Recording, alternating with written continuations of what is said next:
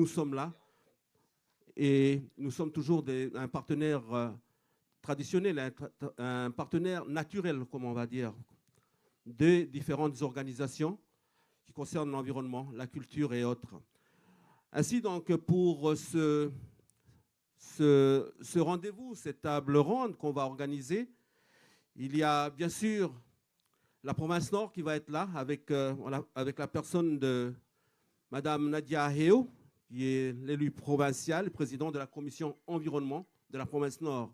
Madame Heo, bonjour et merci d'avoir répondu présent à ce rendez-vous. Nous avons également l'équipe du service de la culture, dans son directeur, M. Emmanuel Chibaou. Bonjour. Bonjour, Dido. Et avec M. Casson, c'est ça? Bonjour. Bonjour à tous. C'est Jean-Jérôme Casson. Merci beaucoup. Également, nous avons aussi Vincent Djamali, que vous avez entendu tout à l'heure. Je le rappelle, sur une autre séquence de la journée. Et aujourd'hui, nous sommes avec lui pour cette table ronde. Monsieur Djamali, bonjour encore une fois. Bonjour. Et avec le représentant de la chasse, la Fédération de la chasse de Nouvelle-Calédonie, Pierre Aubé. Bonjour tout le monde. Il est accompagné, je vous le rappelle, de son vice-président, André, voilà, que l'on salue également. Merci encore une fois à vous, très cher public, d'être là avec nous et de nous entendre là où vous êtes, mais également ici, au Centre culturel. Merci à l'équipe technique. Nous avons donc une équipe technique très performante aujourd'hui, donc, que je salue également. Pour commencer, on va poser la problématique et le contexte. Et c'est M. Malik Wedine qui va nous donner les choses, qui va nous informer de ce qui se passe exactement sur la problématique de la roussette. C'est la première séquence de ce débat, ou plutôt de cette table ronde. On va poser le contexte avec l'ensemble des intervenants. Et nous allons commencer, bien sûr, avec Malik. Bonjour. Bonjour à tous. Donc, oui, pourquoi on fait ce travail-là aujourd'hui? On remarque avec les études qui sont menées en province Nord depuis presque 20 ans maintenant, qu'on a un déclin de la population de roussettes. On a 33% des nids qui auraient disparu en 40 ans. Et les derniers travaux nous montrent aussi que même si on a des effectifs de roussettes qui paraissent importants, de l'ordre de 600 000 individus, on a aussi des prélèvements qui sont très importants en face, avec au moins 52 000 roussettes qui sont prélevées chaque année par la chasse et le braconnage, mais également au moins 43 000 roussettes qui seraient prélevées dans le milieu naturel par les chats arrêts, les chats domestiques retournés à l'état sauvage. Et le chiffre qu'on doit atteindre à l'heure actuelle, ce serait de réduire la chasse ou du moins les prélèvements à 15 000 roussettes par an pour pouvoir avoir une population de roussettes stable. Et il y a un travail que vous effectuez donc, en même temps, avec qui et pourquoi? Donc le programme Horizon Roussette, le premier projet, c'est un projet d'animation pour une gestion concertée qu'on réalise maintenant parce qu'on a le soutien financier de l'OFB pour mener à bien ce projet et qui consiste en 3 parties. Donc l'objectif, c'est de favoriser l'évolution de la gestion vers une meilleure préservation de la population de roussettes en prenant en compte les enjeux socioculturels et en associant les habitants et les habitantes à ce travail. Je rappelle que vous avez fait un doctorat là-dessus, c'est bien ça, ou une thèse. Mais c'est important aussi de dire qu'il y a des études scientifiques qui se font sur le sujet. Oui, exactement. Donc, et c'est aussi important de rappeler que ces études, elles sont menées avec l'aide et la participation de beaucoup d'habitants et d'habitantes de la province Nord, et aussi beaucoup de personnes qui ont partagé leur savoir et leurs connaissances sur les roussettes. À côté de vous, nous avons donc Madame Nadia Heo. Pour la province Nord, il est important de savoir que la situation elle est préoccupante, je suppose. Est-ce que vous pouvez nous expliquer comment la roussette est gérée actuellement en province Nord? Ou les orientations, on va dire. Donc actuellement, On a une réglementation, hein, je veux dire, qui régit un peu le délai, et puis, non, pas le délai, la période et puis le quota. Donc, la période, c'est uniquement les 5 week-ends du mois d'avril et pour 5 recettes par chasseur, hein. Donc, par jour et par chasseur. Donc, et pourquoi le mois d'avril? Parce que on se cale sur la fête de l'igname, hein, donc là où on mange l'igname et puis toujours accompagné de... C'est une question culturelle. Voilà, exactement. Donc, c'est un suivi d'ordre normal pour vous, ou il y a des actions qu'il faut?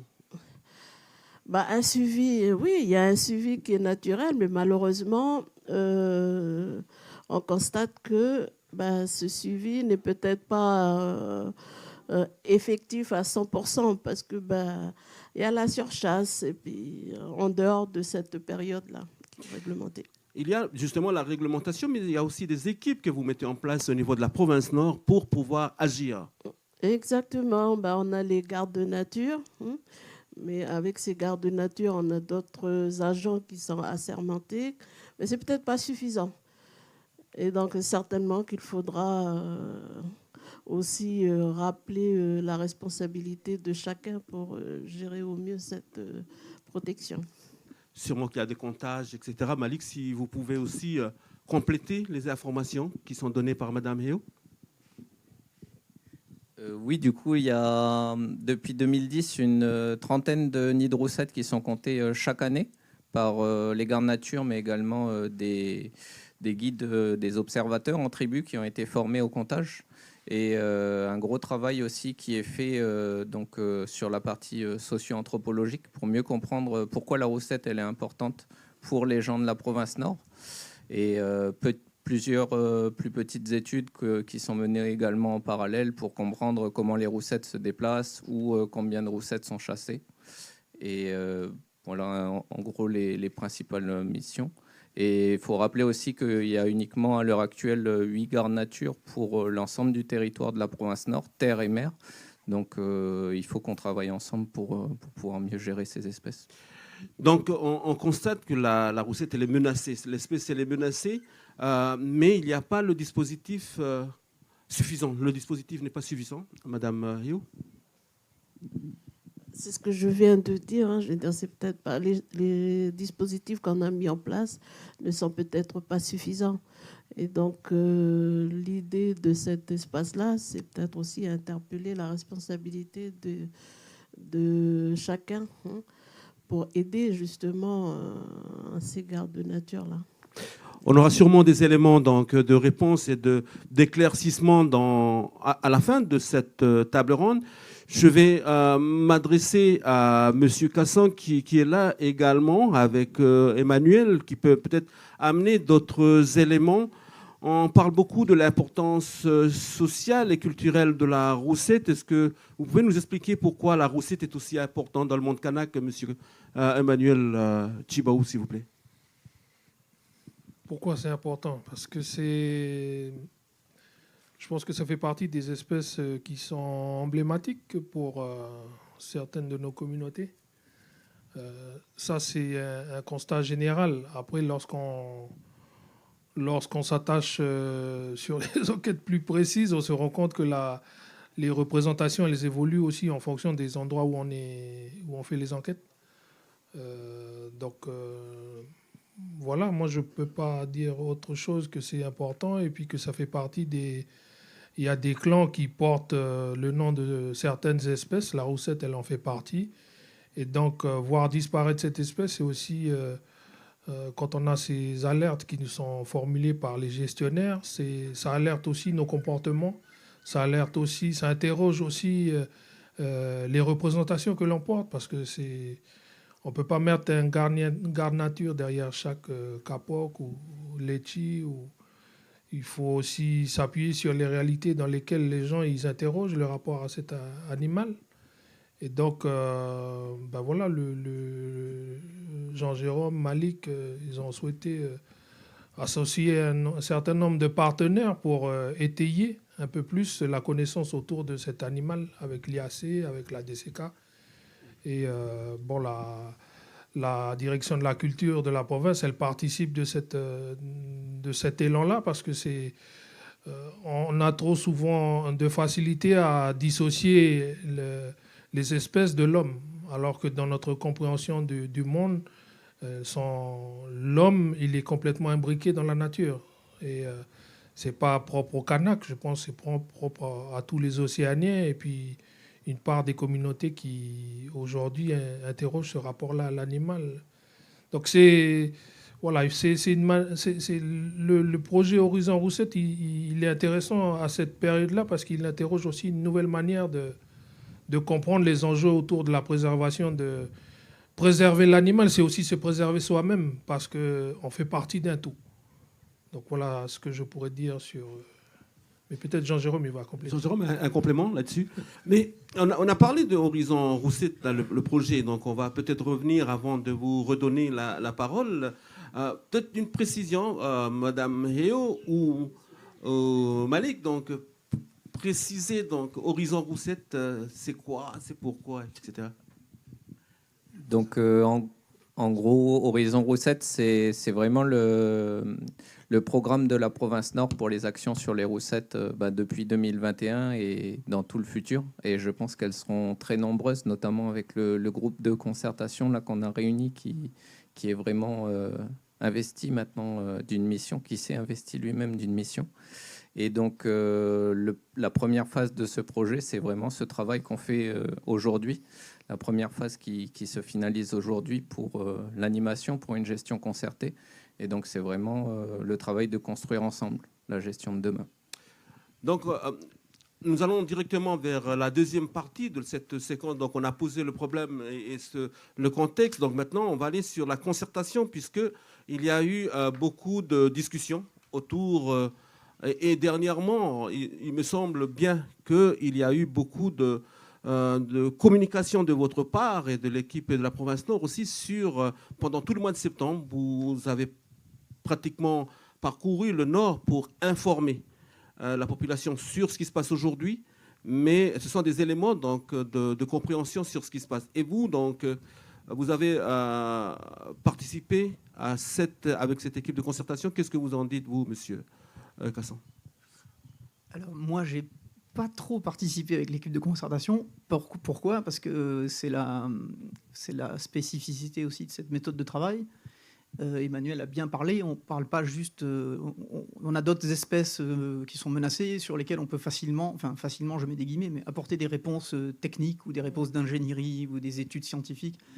Quand on parle de la roussette, là, on touche à tout à fait autre chose. On peut plus gérer à la manière ancienne, j'ai envie de dire.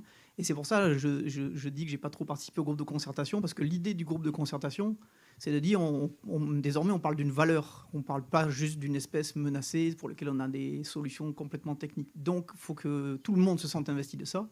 Et pour cela, il faut que la province, et Nadia, elle a porté ça aussi là-haut. C'est quand même un pas de côté qu'a choisi de faire la province. C'est de dire, on va faire en sorte que des gens qui se sentent concernés par la roussette, qu'on prend un peu partout, des hommes, des femmes, des gens de toutes les couleurs, de tous les milieux, ils discutent de cette valeur-là, et de eux, une fois qu'on leur a apporté la connaissance, on va dire scientifique qu'on a, qu'est-ce qu'ils pensent de cette situation, qu'est-ce qu'on pourrait faire. C'est pas seulement nous, la province. Nous, la province, Nadia a dit, hein, on en a parlé, il y a 8 gardes nature, et même il y a d'autres agents assermentés, mais notre espérance, c'est pas que les gens vont changer de comportement parce qu'on va être derrière eux, on va les mettre au tribunal. Notre espérance, c'est que les gens se rendent compte qu'on est face à un problème. On n'est pas en train d'exagérer la situation. On a un vrai problème et on ne solutionnera pas, nous, tout seuls, la province Nord. Ce n'est pas possible. J'ai quand même envie parce que là, on parle depuis un moment, mais nous avons la Fédération des chasseurs qui est avec nous. Donc, j'ai envie de vous poser la question, le contexte qu'on évoque là, qu'est-ce que ça vous fait? Qu'est-ce que vous pouvez dire par rapport à la situation des roussettes et également ce qui se fait pour cela? A priori, je ne suis pas étonné de la baisse de cette population de roussettes. Mais il faut se poser la question pourquoi. Je vais vous demander pour le micro de... En province Nord, province Sud, nous avons dans les deux provinces des codes de l'environnement. ce code de l'environnement est précis. On a les autorisations de chasser, bien des chassés, la roussette au mois d'avril, les 4 week-ends du mois d'avril, et avec un quota de 5 prélèvements par jour par chasseur. Voilà. Si les chasseurs, c'est-à-dire les chasseurs, j'entends bien, je fais une différence entre le chasseur et le braconnier. Le chasseur, lui, il respecte les règles, et le braconnier, lui, il respecte rien, et il tire la roussette du 1er janvier au 31 décembre. Et là, c'est là que le problème se pose pour la roussette, mais également pour le notou. C'est-à-dire que ce sont l'oiseau, le notou, le mammifère, la roussette, qui sont tirés toute l'année. Alors à quoi ça sert d'avoir un code de l'environnement précis s'il n'est pas respecté? Alors moi, je fais bien le distinguo entre les deux, entre les chasseurs qui respectent la réglementation et les autres qui tirent toute l'année. Moi, ce ne sont pas des chasseurs, ce sont des braconniers. Donc ces gens-là, il faut essayer de les convaincre que s'ils veulent continuer à tirer les roussettes plus tard, ou les enfants ou les petits-enfants tirent la roussette à leur tour, parce que ça fait partie de la vie de chacun. En Nouvelle-Calédonie, la roussette, c'est quelque chose d'important. Eh bien, il faut peut-être falloir ralentir la cadence et essayer d'un peu de respecter la roussette, voilà, tout simplement. Pour l'instant, voilà ce que je peux dire. Nous avons bien avancé sur la discussion, donc je vais me tourner vers Monsieur Djamali Vincent, qui va nous parler de ses propositions, peut-être de l'équipe de concertation, par exemple. Les questions sont posées, donc nous sommes normalement autour d'une table, donc les réponses, vous pouvez compléter après chaque intervention de chacun. Donc c'est pour ça que je pose la question, Monsieur Djamali. Donc, pour l'équipe de concertation, qu'est-ce qui s'est dit, qu'est-ce qui s'est passé, qu'est-ce que vous proposez? Alors, sur le groupe de concertation, on s'est réunis 5 journées depuis le mois de juin. Du coup, il a fallu organiser les agendas. Et ce groupe de concertation, il compte à peu près 20 personnes qui sont de différents secteurs. Il y a des personnes qui sont plus des propriétaires privés, qui sont dans le tourisme, il y a d'autres personnes qui sont dans la culture, il y a d'autres personnes qui sont juste passionnées par le fait de pouvoir défendre et préserver notre environnement. Et du coup, le travail, il s'est mené pendant ces 5 journées-là pour qu'on puisse ensemble proposer des mesures pour que ces mesures puissent être ensuite remontées aux élus, pour que ces mesures puissent répondre à des objectifs qu'on s'est fixés. Et ces objectifs, ils sont mis en place pour répondre à 3 problématiques principales qu'on a remarquées, notamment sur la réglementation, sur la méconnaissance de cet animal, de ce qui est fait en termes de mesures, et aussi au niveau de la gestion en général. Voilà. Donc, il y a quand même des avancées sur la discussion. Et qui sont les personnes avec qui vous avez discuté? Parce que quels sont ces partenaires-là? Qui sont-ils? Les personnes qui sont... en fait, il y a les personnes qui dirigeaient un peu ces réunions. Il y avait Malik, Aurélien Degois et puis Philippe Nekotocho. Donc, il y a eu quand même des orientations? Il y a eu des orientations. Et lesquelles En fait, on a sorti 27 mesures à proposer. Voilà, il y a 27 mesures. Il y a 27 mesures à proposer qui ont été partagées là-bas dans le stand. Et ces mesures, en fait, elles sont sorties de ce groupe de travail. Ensuite, elles sont proposées à la population pendant ce forum. Ensuite, les gens, ils accompagnent avec un avis par rapport aux mesures qui sont prises. Ils peuvent aussi les compléter. Et ensuite, à partir de ces mesures et ces recommandations qui sont faites aussi par la population, on refait monter un cahier de recommandations aux élus. Si je peux préciser, en fait, c'est que ce qui est intéressant en fait, dans la démarche, c'est qu'il y a vraiment un échange entre ce qui vient de là-haut, au niveau des élus, au niveau des scientifiques, au niveau des coutumiers, au niveau de la population. Du coup, ce n'était pas à sens unique. Il y avait aussi des données, des éléments qu'on amenait pendant la réunion qui complétaient en fait ce qu'ils avaient déjà.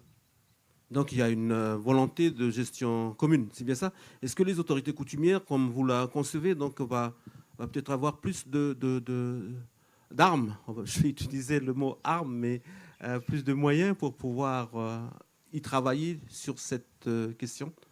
Je crois que, en fait, que ce soit les coutumiers ou les administrateurs, il y a vraiment un travail à aligner, en fait, pour tout le monde. Parce que c'est vrai que ce qu'on dit, eh ben, c'est ce qu'on voudrait aussi.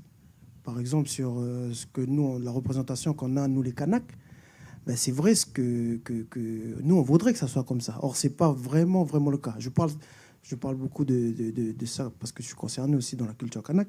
Mais les personnes qui sont ici, en fait, on a encore du travail de sensibilisation à faire apparaître au niveau de nos populations, que ce soit au niveau de la Fédération des chasseurs, pour être un meilleur chasseur, que ce soit au niveau de nous, dans la culture, pour être un meilleur porteur de la culture, et puis pour tout ce pour ce qui concerne le droit, parce qu'en fait, au niveau de la justice, même nous, on ne maîtrise pas, on ne sait pas vraiment. Du coup, il y a tout ça. Puis même au niveau au niveau des périodes, par exemple, ben, il s'avère qu'on ne mange pas tous l'igname au même moment. Ça fait que voilà, il y a tout ça en fait. C'est juste pour dire qu'il y a des éléments qui remontent et grâce à cette démarche, ben, elle va peut-être faire, et sûrement même, faire apparaître des nouvelles mesures qui seront plus adéquates. Justement, je suis en train de parler des autorités coutumières il y a un instant, puisque les autorités coutumières ne peuvent pas on va dire, mettre des amendes sur des gens qui entravent les règles. Est-ce que l'orientation plus tard, c'est de pouvoir leur donner la possibilité juridique de faire cela? Je pose une question à l'ensemble des gens qui sont là, des intervenants. Hein.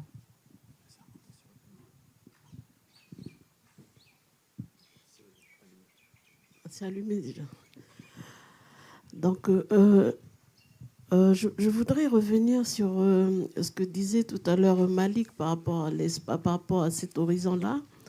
Donc, c'est un espace, hein, je veux dire, je considère que c'est un espace parce que face au déclin, maintenant que l'on a constaté, hein, donc il y a 33% des gîtes qui ont disparu en l'espace de 40 ans, donc c'est tôt, là, donc il n'y a pas si longtemps que ça. Donc maintenant, il y a des dispositifs qui ont été mis en place. Je parlais des réglementations, de la réglementation sur une période, un quota, des gardes nature, et puis voilà, qui semblent peut-être certainement insuffisants. Hein. Donc l'objectif de cet espace-là, de cet horizon-là, c'est d'améliorer.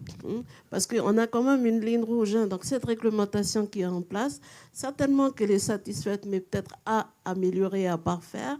Et il y a l'autre chose où on est aussi contraint par le budget. Hein. Donc par rapport à ces 27 orientations ou propositions, ce qu'il faudrait maintenant, c'est aller dans la démarche de prioriser et puis voir les actions qui seront immédiates et qui seront supportées budgétairement, voilà, qui sera faisable, quoi. Et ensuite, je veux dire, donc cette concertation-là a permis de rassembler tous les acteurs locaux. Et il y avait notamment les coutumiers. Et donc maintenant, l'idée, c'est ça, hein, je veux dire, c'est d'associer tout le monde, comme l'a dit aussi le directeur de la culture. Donc les coutumiers qui sont déjà, hein, qui gèrent déjà de leur côté, peut-être que ils ont besoin aussi de moyens. Donc c'est à nous après de voir, c'est au groupe de concertation de nous peut-être nous proposer des pistes pour améliorer leur garde, hein, à leur niveau, et voir après comment nous, on pourra supporter cela. Si c'est faisable dans l'immédiat et si le budget suit, pourquoi pas. Mais si à court terme, pourquoi pas. Mais si c'est sur du long terme ou moyen terme, pourquoi pas aussi. Voilà, donc c'est ça le but de cet espace-là, Horizon.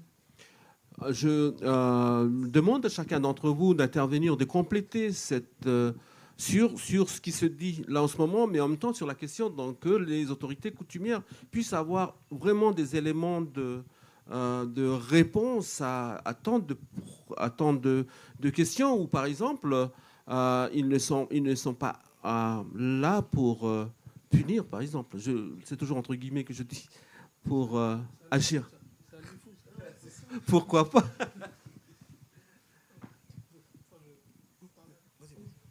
Bon, moi, je vais juste...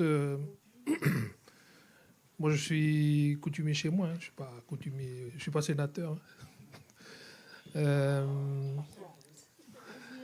Juste lorsqu'on a été sollicité via la DCK pour Malik, sur le programme, une enquête a été lancée avec l'IAC, une enquête a été lancée avec la DCK.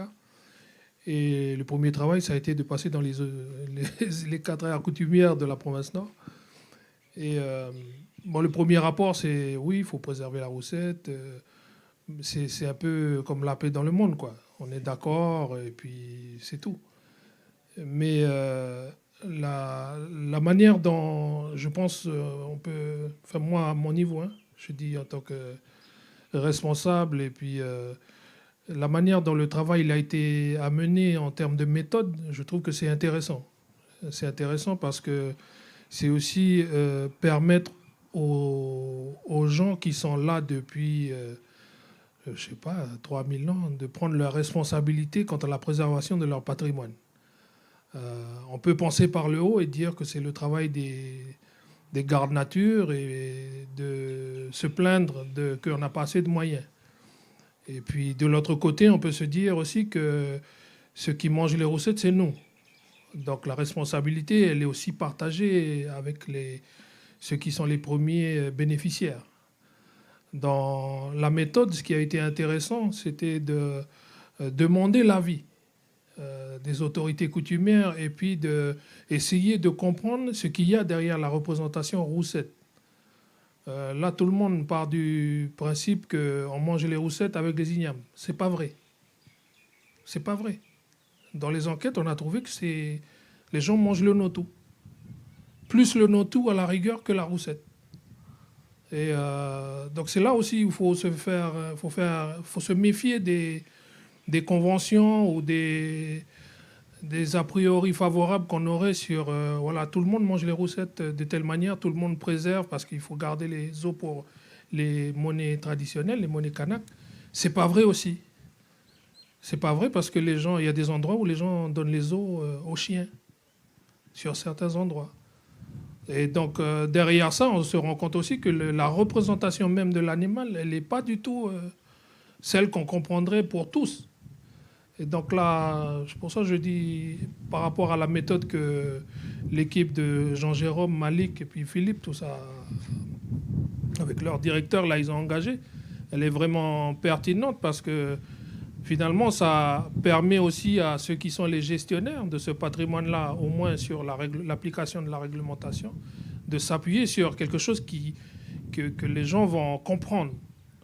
Parfois, moi je suis un habitant de la province Nord, parfois on a l'impression que l'environnement, il parle qu'à des chercheurs ou à des scientifiques ou, entre guillemets, à des blancs. Voilà, c'est pas mal de dire ça, mais les mots, c'est en français, hein, donc...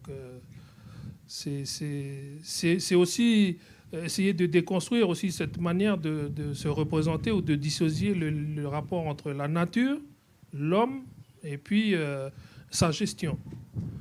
Donc c'est là où je dis que en tout cas moi, quand j'ai été discuter avec les coutumiers, je leur ai dit qu'il faut utiliser l'enquête pour avoir une meilleure une photo à un moment donné, à un instant T, de là où les gens se réunissent pour manger les roussettes. Parce que ça donne aussi une idée de là où les gens se réunissent déjà et ont quelque chose à dire dessus.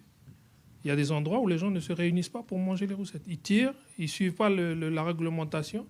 Et puis celui qui régule, c'est le garde nature.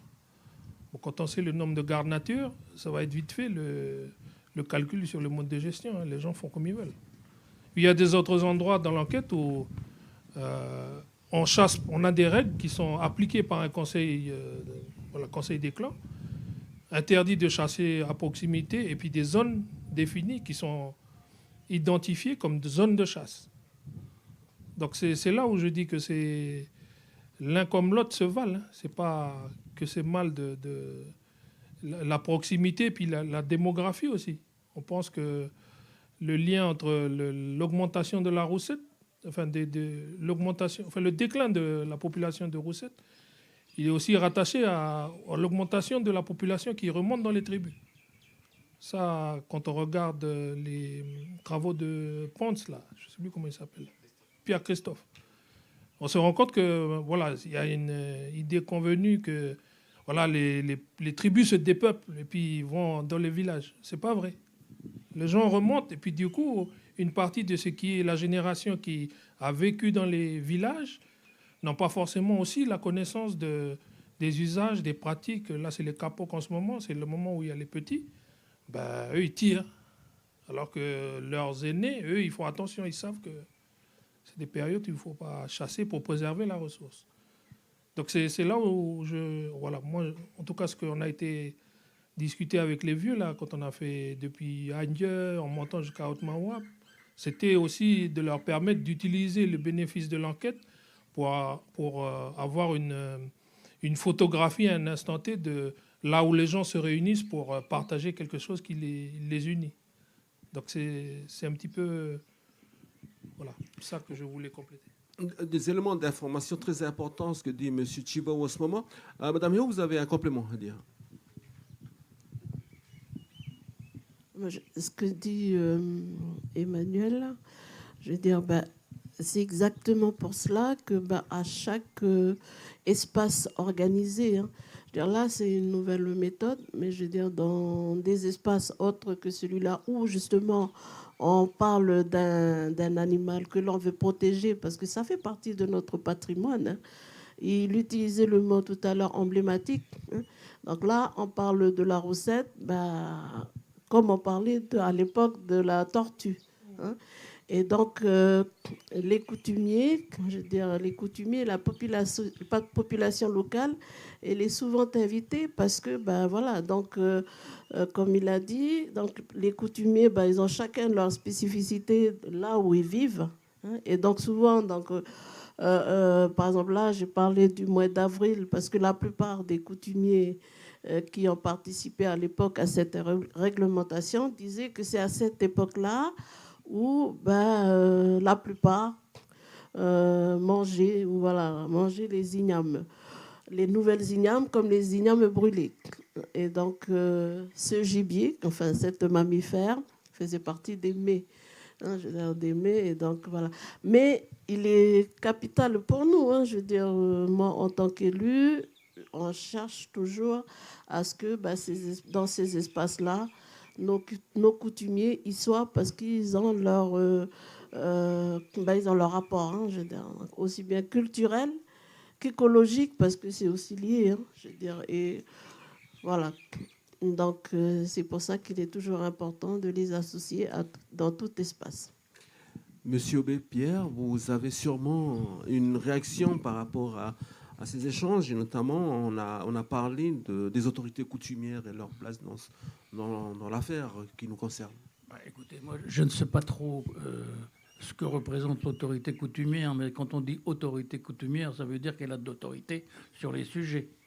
Et si l'autorité coutumière dit à tout le monde, là c'est fini la chasse, les petits, vous rentrez le fusil à la maison, voyez, vous pouvez chasser que le mois d'avril, je dirais bravo. Je dirais bravo. Maintenant, il vaut mieux convaincre que de sévir, parce que sévir, ça ne marche pas toujours. Mais je préfère convaincre les chasseurs. Moi, à la fédération, de plus en plus, c'est-à-dire on forme nos chasseurs à la sécurité individuelle déjà, mais en même temps, c'est-à-dire on leur parle aussi, quelquefois, des animaux qu'on tire. Quand on fait la formation sécurité chasse au gros gibier, on leur parle aussi du cerf et du cochon sauvage. On leur parle aussi des dégâts que ça peut faire. Alors pourquoi ne ferait-on pas la même chose autour de la roussette, c'est-à-dire faire de la formation et parler de la roussette? Vous voyez, ça c'est peut-être une bonne chose. Et puis peut-être aussi déléguer des gens, quelques personnes, aller informer dans les écoles, les enfants. C'est peut-être là qu'il faut agir. Peut-être que le fils veut dire papa là. Non, c'est pas ouvert aujourd'hui. C'est demain. Ouais. Je crois il faut agir un peu partout dans tous les domaines, à l'école, sur les chasseurs bien entendu, convaincre d'être un chasseur, c'est d'abord respecter la réglementation. Le vrai chasseur, c'est celui-là. Quand on ne respecte pas la réglementation, on n'est plus des chasseurs. Vous voyez, quand vous prenez la route avec une voiture, vous respectez la réglementation, le code de la route. Si vous ne le faites pas, qu'est-ce qui vous arrive? Boum, le gendarme, il est là. Hein. Bon, on ne va pas faire de la gendarmerie à la chasse. Bon, hein, je pense qu'il faut convaincre les chasseurs surtout, et puis éduquer, peut-être, former les chasseurs, leur parler de la roussette, comment elle vit, etc. Ouais. Et c'est la même chose pour le noto, bien entendu. Hein. Voilà donc l'évolution de la discussion donc, depuis un instant. Donc, on constate beaucoup de choses, mais il y a les éléments que nous amène donc la Fédération des chasseurs. Mais je pense qu'au niveau de la province et puis les associations, les différentes associations qui travaillent sont déjà sur cela, la formation. Le message à donner aux élèves et aux enfants. Je crois que c'est ça aussi qui est mis en avant, je suppose, Madame Heo. Avant d'aller sur ce que tu évoques là, tu avais dit tout à l'heure que tu parlais de la punition. Tout à fait, oui. Voilà. Et donc, non, je pense que nous, la réglementation, comme pour les coutumiers, punir, la punition, ça ne veut pas dire que voilà, on vous punit, on vous met ça. Non. Il faut prendre la punition comme aider la population à maîtriser la chasse à la roussette. Tu sais que voilà, la roussette, c'est une espèce qui va disparaître d'ici là si on ne fait rien. Donc punir, c'est dans ce sens-là.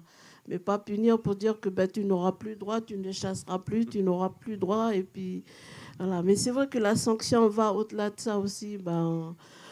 Tu dois payer ceci, cela, mais c'est pas punition au sens strict, c'est simplement pour fait, voilà. Quand j'ai parlé de punition tout à l'heure, c'est plus sévire, à donner des amendes. Exactement. Donc c'est pour maîtriser, se maîtriser, et puis dans le but de protéger cette espèce qui a une valeur très importante chez nous. Ensuite, par rapport aux autres, donc nous, on continue à communiquer sur comment protéger ces espèces-là, continue à sensibiliser. On travaille avec le CIE pour toute la partie scolaire. Hein. Donc, après, on travaille aussi avec d'autres associations pour continuer à donner de l'importance à la protection de ces espèces-là. Et quant à la formation, j'ai vu que ça fait partie des autres orientations, des propositions qui sont faites. Hein. Donc, voilà. L'équipe de concertation. L'équipe de concertation qui a fait une proposition dans ce sens-là. Ça peut être une action à court terme. Hein. Après, comme je l'ai dit, il faut regarder si les finances suivent. On nous suivra. Il y a aussi bien dans ce pays, il y a un constat aussi, c'est qu'on donne facilement à nos héritiers ce que l'on a, c'est-à-dire que les enfants souvent reprennent ce que les adultes font. Donc peut-être aussi faire une formation aux adultes avant de former les enfants.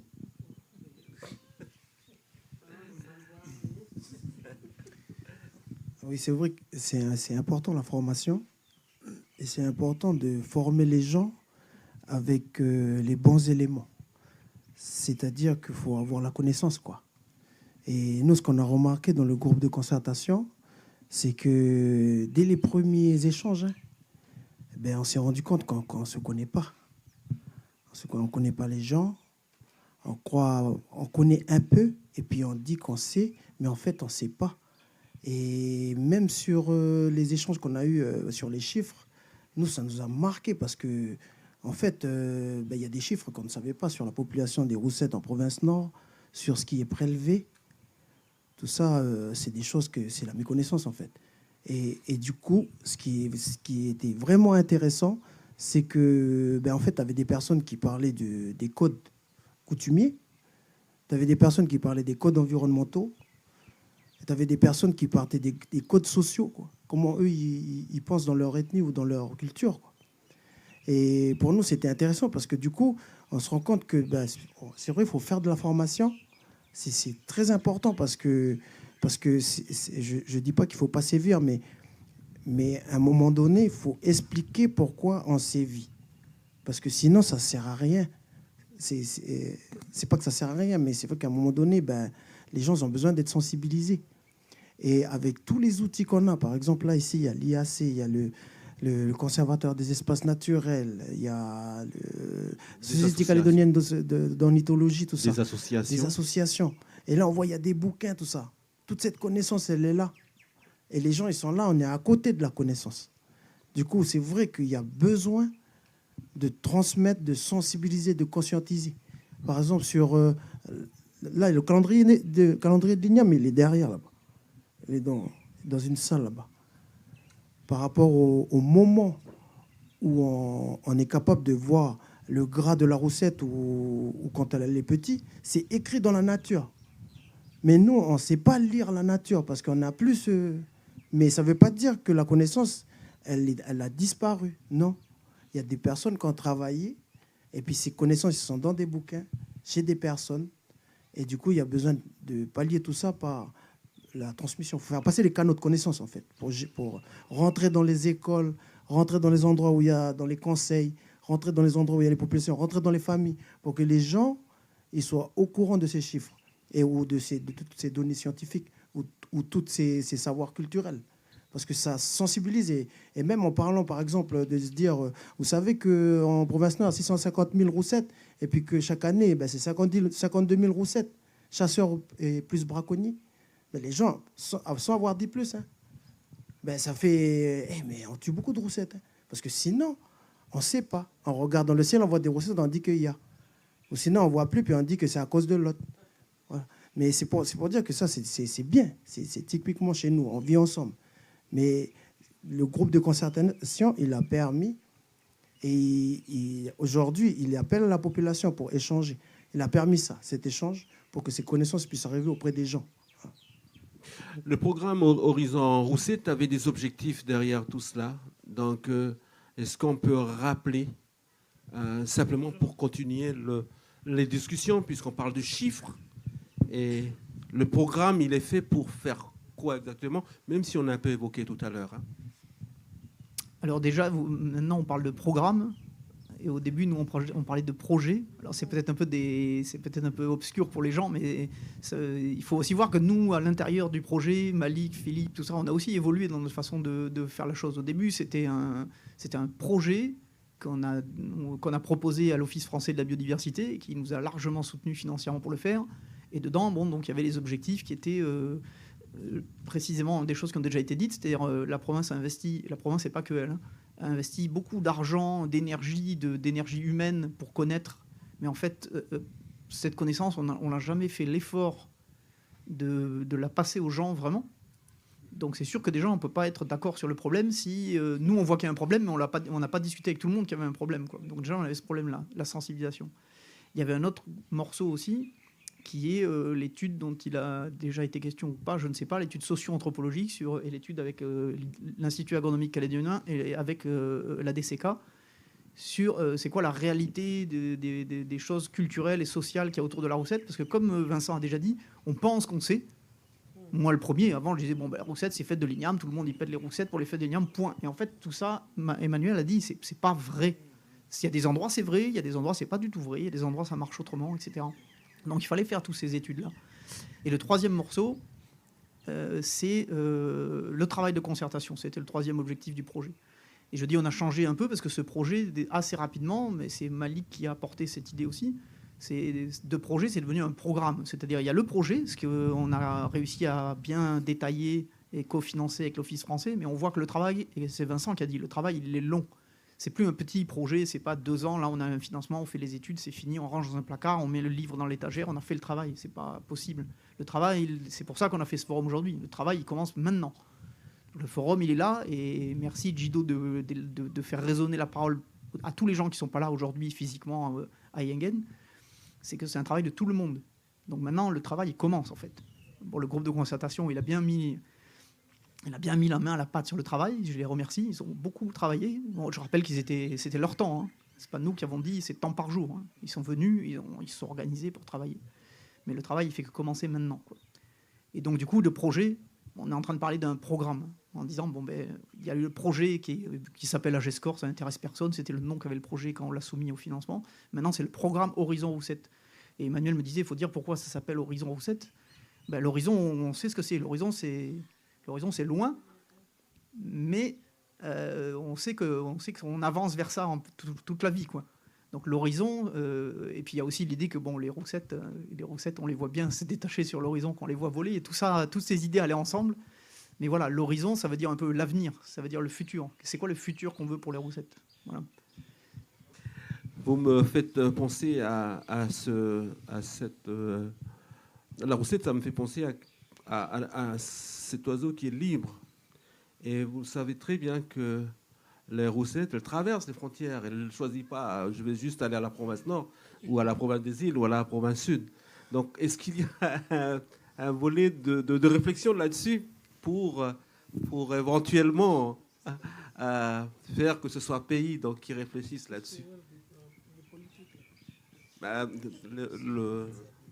le public aussi qui est là. Oui, du coup, dans le cadre du programme, là, on est en échange avec les provinces sud et îles pour partager la démarche, partager ensuite ce qui sortira du présent forum. L'idée, c'était, à l'heure actuelle, on fonctionne au niveau provincial, au niveau des compétences environnementales, et il y a urgence. Donc, il faut faire un travail maintenant. Peut-être que ce travail il sera initié du coup avec tout ce qu'on fait là en province nord, mais on n'oublie pas que les roussettes, elles connaissent pas les frontières des provinces. Déjà, il y a ZCO, on commence là-dessus. Oui, oui.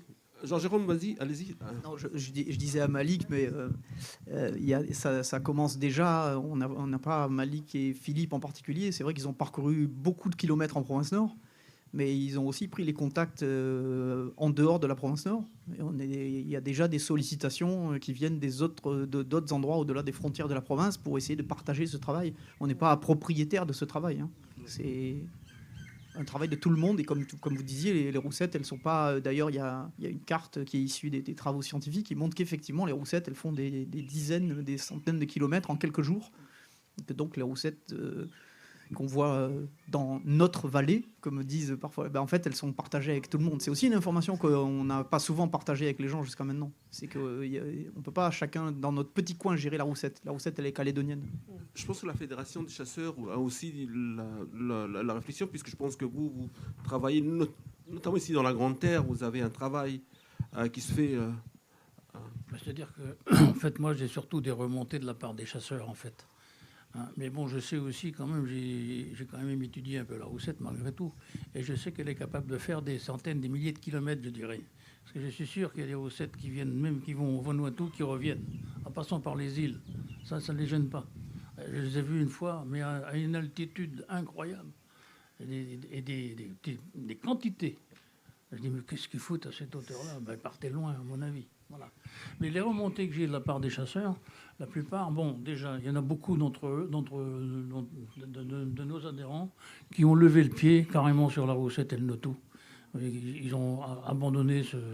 Il y a toujours, bien entendu, les gens qui aiment le notou, qui aiment la roussette. Bon, mais ils respectent la réglementation. Voilà.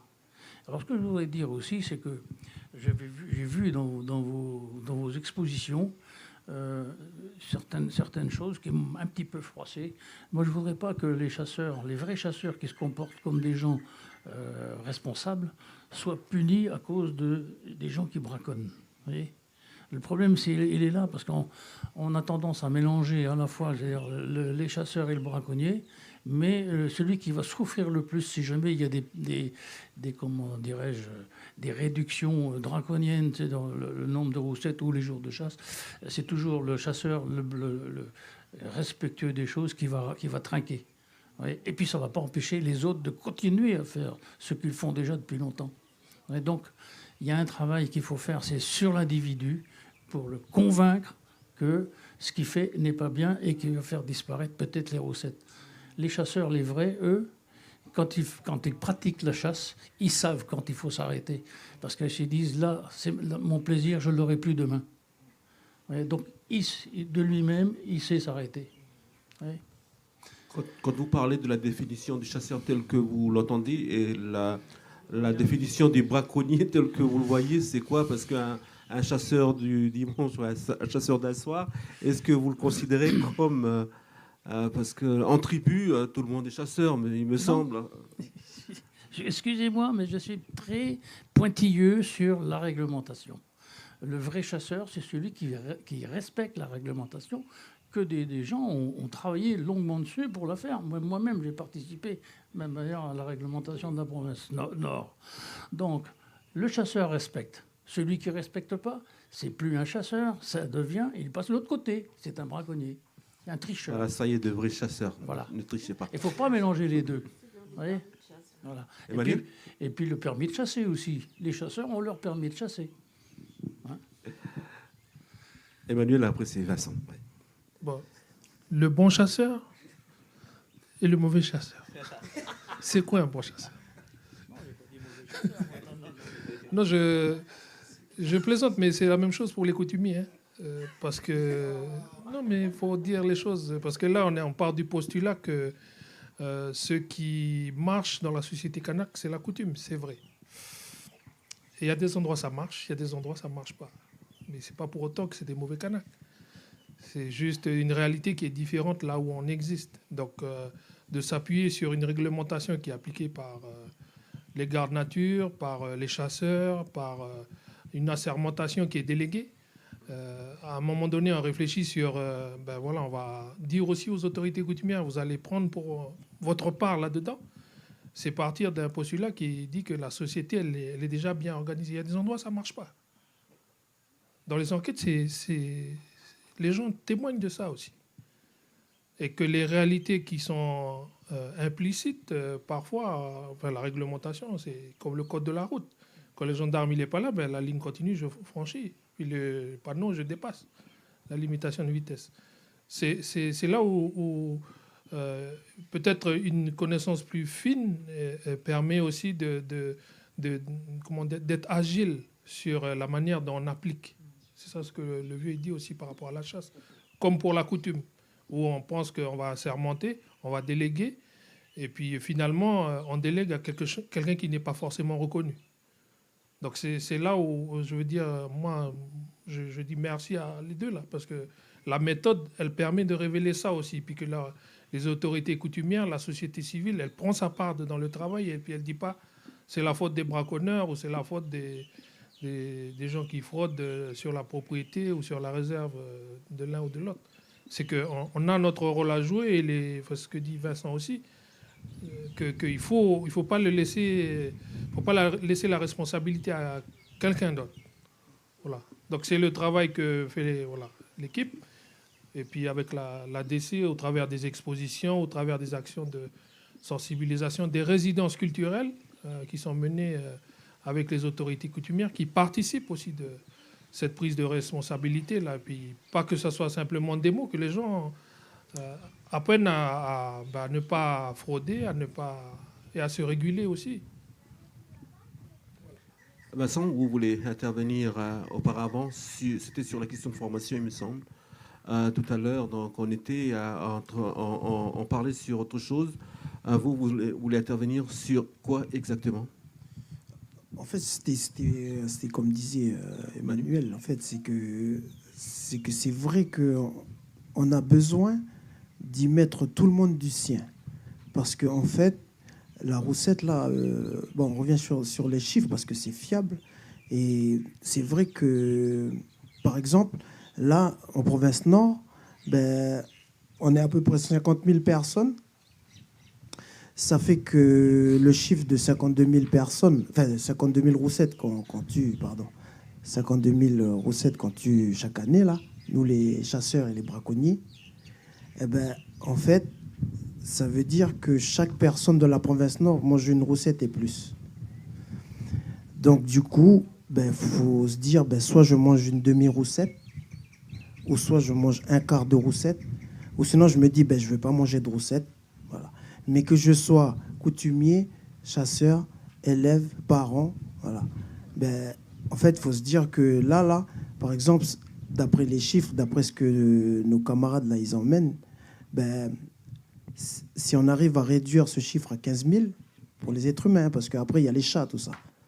Si nous, les êtres humains, on arrive à réduire à 15 000 roussettes par an, eh ben, ça va juste stabiliser. Ce n'est pas dit que ça va remonter la population de roussettes. C'est juste que si jamais on réduit jusqu'à 15 000 roussettes par an, ben, ça stabilise seulement. C'est pour dire qu'en fait, on a besoin d'entendre l'avis de chacun, puis on a vraiment, vraiment besoin d'agir ensemble, en fait, dans tous les secteurs qu'on est, pour que, voilà, justement, on puisse avoir encore des roussettes. Est-ce que sommes-nous prêts à un moratoire sur la question de la roussette? C'est-à-dire interdire complètement la chasse à la roussette. Sommes-nous prêts? Est-ce que, sur le plan sociétal, sommes-nous prêts à dire que pendant quelque temps, il ne faut plus chasser les roussettes pendant quelque temps?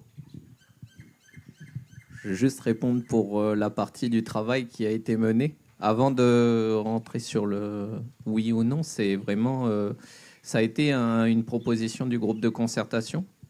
On peut du coup se demander pourquoi.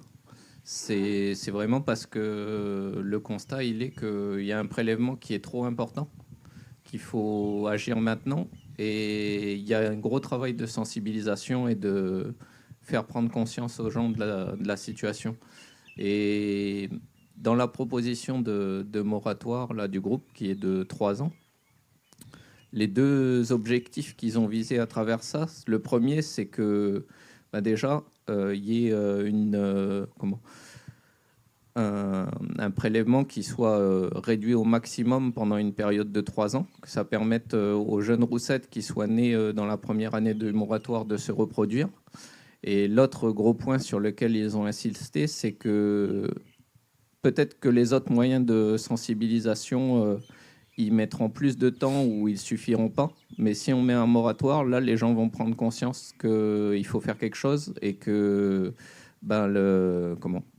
la roussette, elle est vraiment en déclin et qu'il faut faire ça si on ne veut pas qu'elle disparaisse. Après, pour aller dans le sens là de ce que disait Monsieur Aubé, c'est vrai que on arrive à une situation qui est critique et du coup, c'est compréhensible que pour les chasseurs, c'est un peu comme à chaque fois qu'il y a un groupe de personnes qui fait une erreur, souvent c'est tout le groupe qui est puni. Mais on est arrivé à un seuil où malheureusement on va devoir arriver à faire une vraie réforme, que ce soit la réglementation ou que ce soit nous dans notre quotidien pour pouvoir préserver ces espèces. Est-ce qu'il y a des éléments de réponse parmi vous? Je pense à la question sociétale, où, par exemple, on parlait tout à l'heure du fait que les Kanaks, pendant la fête de l'Igname, mangent la roussette. Donc, c'est une coutume, on va dire. Est-ce que cela peut s'arrêter du jour au lendemain? Emmanuel? Moi, je veux bien dire quelque chose là-dessus, mais je ne peux pas me contredire, parce que j'ai dit tout à l'heure que par la faute de quelques-uns qui sont sans limite, on va punir ceux qui respectent. Donc je ne peux pas prendre un avis, donner un avis favorable au moratoire. Mais s'il faut en venir là, je ne serai pas opposé.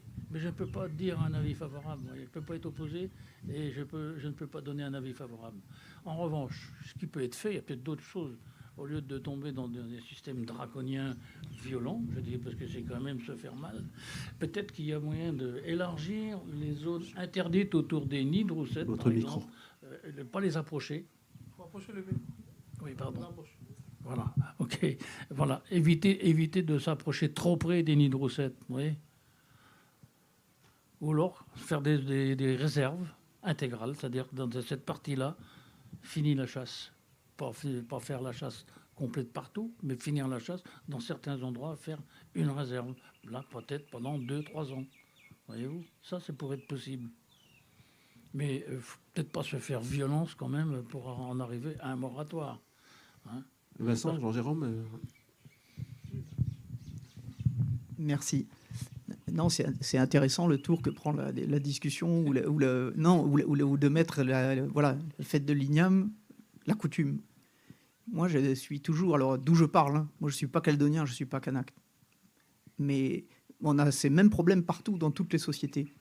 Et je m'excuse si mes mots ils vont peut-être choquer, mais c'est juste pour... Enfin, choquer. De bien faire la différence entre la tradition et la culture. Emmanuel, qui est à côté de moi, il est directeur de la culture, pas directeur de la tradition. Il faut savoir si la coutume, c'est une tradition ou c'est une culture. Moi, je fais une grosse différence entre les deux. C'est quoi la différence ? Pour parler comme Vincent, qui est musicien, pour moi, la tradition, c'est un perroquet. On répète un truc. Peut-être un jour, même plus personne ne sait pourquoi. Mais on a toujours fait comme ça, on fait comme ça. La culture, et c'est la chance qu'on a avec la Roussette, c'est que c'est une valeur. Les valeurs, les gens, ils sont prêts à bouger pour une valeur. C'est une histoire de culture. Et je mets des guillemets à ce que je dis, quoi, mais le courage culturel, à un moment, c'est de dire, si je veux sauver une valeur, je suis prêt à faire des choses qui vont me faire de la peine de les faire, mais je sais que ça vaut la peine parce que je vais garder la valeur. Et pour expliquer un peu ce que je veux dire, c'est que la Roussette, c'est pas du poulet, quoi. Ce que j'ai entendu, moi, des études socio-anthropologiques, etc., c'est que c'est la valeur de la Roussette qui compte pour beaucoup de gens.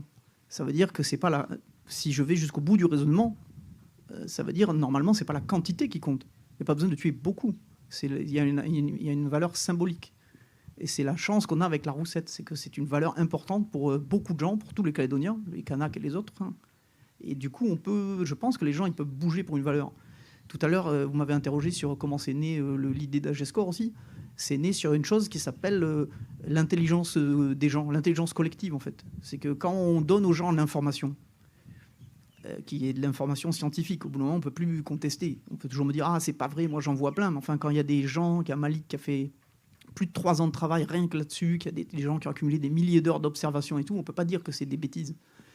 Les gens normaux, je vais dire, quand on met ça sur la table, il n'y en a aucun qui dit « Ah, mais c'est pas vrai, moi je vais continuer comme avant, faire n'importe quoi ». Les gens sont intelligents. Les gens, au bout d'un moment, ils voient bien qu'il faut bouger et changer de comportement. Donc c'est ça la réflexion que ça m'amène, ce que vous introduisez sur la Roussette dans la coutume. Moi, je pense que les gens, ils peuvent bouger pour ça. Bouger même vers des directions où on dirait... où ils auraient l'impression de se dédire en tant que... Enfin, je vais dire un mot fort, mais de faire insulte à leur tradition. Mais c'est pas... ce qui compte, c'est pas les traditions, c'est la valeur que les gens y mettent dedans. Emmanuel ? Juste pour compléter Jean-Jérôme, les mots, ils sont en français. Hein. Donc, on est obligé de parler en français. Et c'est là où parfois on se fait embarquer dans le français. La coutume, c'est vivant. Hein. Et ce que lui dit, c'est déjà en place. Je veux dire que les gens, ceux avec qui on travaille, ils ont l'habitude de ne pas manger les ignames expressément pour préserver la ressource. C'est déjà le cas. Et que ce qui compte, c'est le sens que l'on donne aux choses. Tout à l'heure, on a fait la coutume. Quand on est rentré, on a donné de l'argent. Les partenaires, ils ont amené des livres. Et c'est toujours la coutume. Il n'y a personne qui va venir renier et se mentir en disant aller chercher des tapas, peut-être on va faire cuire 2-3 dugongs là pour que ça corresponde à une tradition. Je veux dire, mais on vit avec notre temps. Et la réalité dont on parle, c'est la réalité que les gens ils expriment à un moment donné. Donc c'est pertinent de poser la question du moratoire, mais le moratoire, ça n'est qu'un moyen. Comme les gardes nature, ça n'est qu'un moyen. C'est une politique de moyens. Les moyens, on va toujours trouver. Ce qui compte, ce n'est pas les moyens. Ce qui compte, c'est de déterminer ce qu'on veut pour notre pays. C'est là où, je dis pour ceux au moins avec qui on a échangé dans le cadre des enquêtes là, avec Malik et puis Philippe, c'est déjà le cas. Les gens ont retranché la Roussette des fêtes des ignames parce que pour eux, ce n'était pas pertinent et puis que il y a des stratégies ici à l'intérieur de la vallée, au district Goa, où on a déjà engagé aussi ça. Il faut faut dédier des zones. Dans les enquêtes, on a aussi relevé des zones que les gens ont dédiées expressément pour interdites, tabous, il y a il y a déjà des moratoires en fait qui existent. Là où on essaie de concilier avec la réglementation, c'est de se dire, mais finalement, les autorités coutumières participent aussi à ce dispositif de réglementation. C'est là où on était peut-être parfois perçu comme exclu, et de dire que ça, c'est la biodiversité, la flore. On parle à des gens qui ne sont pas concernés. Et là, maintenant, on se retrouve à partager un même langage, finalement, quand on parle de valeurs, quand on parle de références qui évoluent, parce qu'on on est pragmatique, hein. On n'est pas des talibans ni de la coutume, ni de la science, ni de l'environnement. On évolue avec ce qu'on est. Hein. Donc l'orientation en ce moment donc, de la table ronde, on arrive à un moment où la décision, une certaine décision doit être prise. Il y a un constat, il y a des orientations qui sont faites. Finalement, on renvoie à la population aussi certains engagements. C'est ce que vous entendez dire. Les gens vont constater qu'il y a moins, de rousser de plus en plus, donc il faut agir pour ne plus en chasser encore. On renvoie en même temps la réflexion à toute la population qui est concernée. Est-ce que vous comprenez ce que je veux dire? C'est que maintenant, les gens... c'est ça? Oui, c'est ça. En gros, c'est de pouvoir responsabiliser les gens. Parce que chacun a son rôle à jouer. Que ce soit le coutumier qui va s'occuper de la zone taboue. Mais comme on sait que la roussette, elle peut faire 150 km facile, quoi. Ça fait qu'elle peut sortir de la zone. Et quand elle sort de cette zone-là, voilà, ça dépend vraiment des gens qui sont... qui voient la roussette passer ou se poser sur un arbre. Parce que voilà, en vrai, c'est nous qui appuyons sur la gâchette, quoi. Ça fait qu'on a le droit, on peut décider de ne pas tuer l'animal, quoi. Et ce sur quoi nous on se base, c'est le pourquoi qu'est-ce qui va régir l'acte ou qu'est-ce qui va guider l'acte de ne pas appuyer sur la gâchette, quoi. C'est justement ça. C'est faire circuler les connaissances, partager la responsabilité pour que chaque personne soit sensibilisée. Vous qui êtes artiste, est-ce que vous pouvez faire les choses? Je prends un exemple direct de l'artiste. Parce que je prends l'exemple de la musique et du kaneka. Hein. Les artistes ont été le véhicule des langues vernaculaires, par exemple. Parce qu'ils chantent en langue, parce que voilà. Et des combats pour l'environnement. Ce sont des acquis. Et pour justement ce genre de problématique, est-ce que les artistes peuvent aussi amener des éléments pour lutter contre beaucoup de choses, on va dire, Oui, en fait, on l'a vu avec la toile que réalise Will Par Nero. exemple. C'est que en fait, quand on voit un artiste opérer, ça touche la sensibilité, le cœur, l'intérieur des individus. Mais après, nous, on n'est pas dans l'intellect ou on n'est pas à la place de la personne. Mais notre part à nous, les artistes, ça va être ça. Ça va être jouer beaucoup sur l'intérieur. Toucher, passer par l'émotion, passer par le sensible. Le scientifique, lui, il va nous apporter l'intellect. Et pas que le scientifique, mais aussi d'autres personnes. Mais je veux dire, comme vous parlez des artistes, les artistes, ils auront cette part-là de toucher l'émotion, que ce soit par la musique, par le graphe, par d'autres disciplines artistiques. Les autres acteurs de la société donc, qui sont sollicités, je suppose, les médias, bien sûr, et les autres acteurs, l'école, les différentes institutions, autres que la province, etc., et les mairies. Oui, du coup, les médias nous ont beaucoup aidés dans le cadre du programme à vraiment faire passer l'information. Et puis, on travaille petit à petit aussi sur le terrain à redonner toutes les connaissances qu'on a à l'heure actuelle, à faire connaître le travail qui a été réalisé par le groupe de concertation. Et petit à petit, je pense que c'est bien parti pour qu'on soit également appuyé par le groupe sur le terrain. Et avec de la chance remplacé petit à petit pour que tout ce travail-là, toutes ces convictions et puis cette sensibilisation, elles soient diffusées de de plusieurs manières, que ce soit artistique, culturel ou avec des échanges environnementaux, mais vraiment partout. Pour continuer, donc, il nous reste quelques minutes, une demi-heure à peu près pour continuer la discussion. Pour le public, si vous êtes intéressé et vous avez des questions ou peut-être des interventions, on vous demande d'intervenir si vous voulez, donc, dans la discussion. Autrement, donc, vous êtes toujours, bien sûr, les bienvenus dans les différents stands.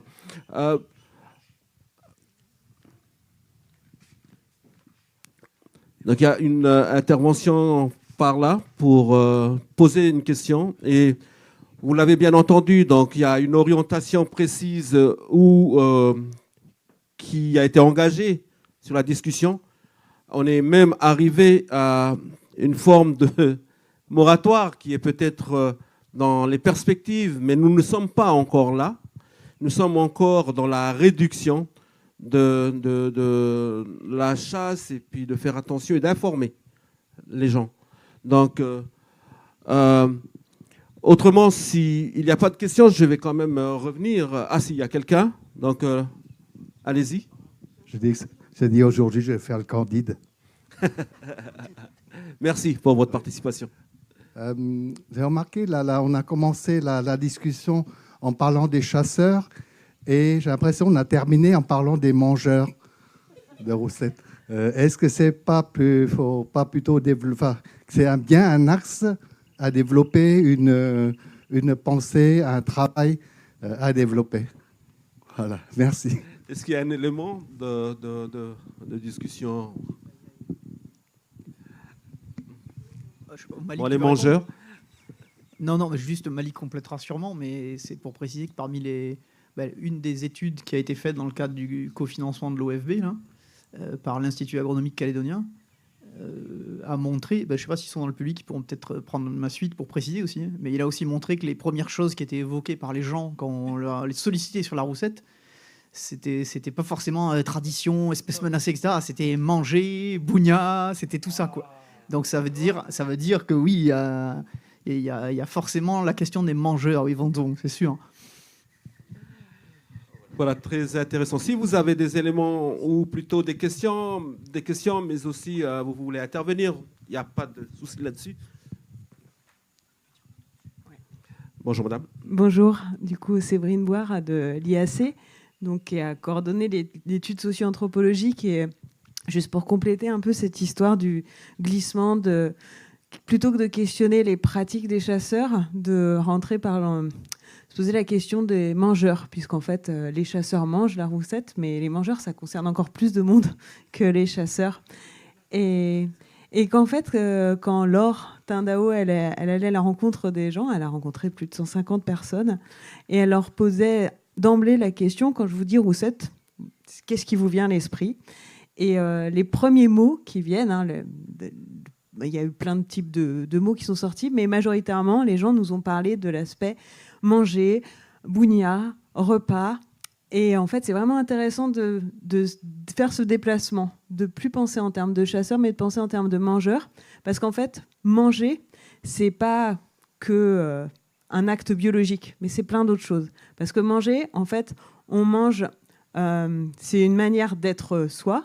Donc, il y a le fait qu'on aime manger. Pour certaines personnes, manger la roussette, ça peut être aussi... j'avais vu ça sur des travaux aux Philippines, je crois. Manger la roussette, c'était comme gagner de la force, par exemple. Donc ici, ça ressort peut-être pas trop. Mais en tout cas, qu'on soit kanak, non kanak, en tribu, hors tribu, manger la roussette, c'est vraiment quelque chose de symboliquement très, très fort. Et que ce plat, même chez les Européens, on nous a dit, mais pour nous, c'est comme pour les Français, ils ont la Tour Eiffel, mais pour nous, on a notre plat de roussette en civet. Après, manger la roussette, c'est aussi une relation aux autres. Et ça, c'est vraiment important. Et ça, c'est pareil, c'est en tribu et pas en tribu. Au moment de la fête de l'igname, quand elle est consommée, il y a tout un processus qui se fait de transformation de l'animal sauvage en un plat qui est partagé de différentes manières. On a parlé qu'il y avait plein de pratiques qui étaient différentes selon les endroits. Et pour ensuite le transformer en un objet qui est la monnaie et qui va en fait être réinvesti cette fois-ci pour mettre en relation les gens dans les pays kanaks. Donc on a vraiment cet animal, il est au cœur des relations sociales.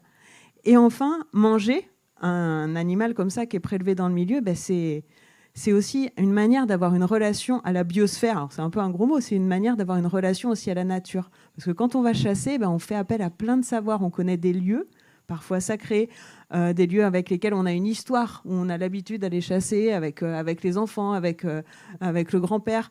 Enfin, voilà. Et du coup, tout ça, ça crée des lieux qui sont plus que juste des endroits. C'est des endroits où il y a des histoires. Et on a vraiment une relation particulière avec le milieu. On va savoir qu'à tel moment, on peut chasser la roussette parce qu'elle est grasse, parce qu'elle est dans tel arbre, etc., parce qu'elle va consommer tel fruit. Et tout ça, ça montre que l'homme, il est dans une relation, il a une relation privilégiée avec la nature. Et du coup, manger, c'est vraiment tout ça. Ce n'est pas que juste se nourrir.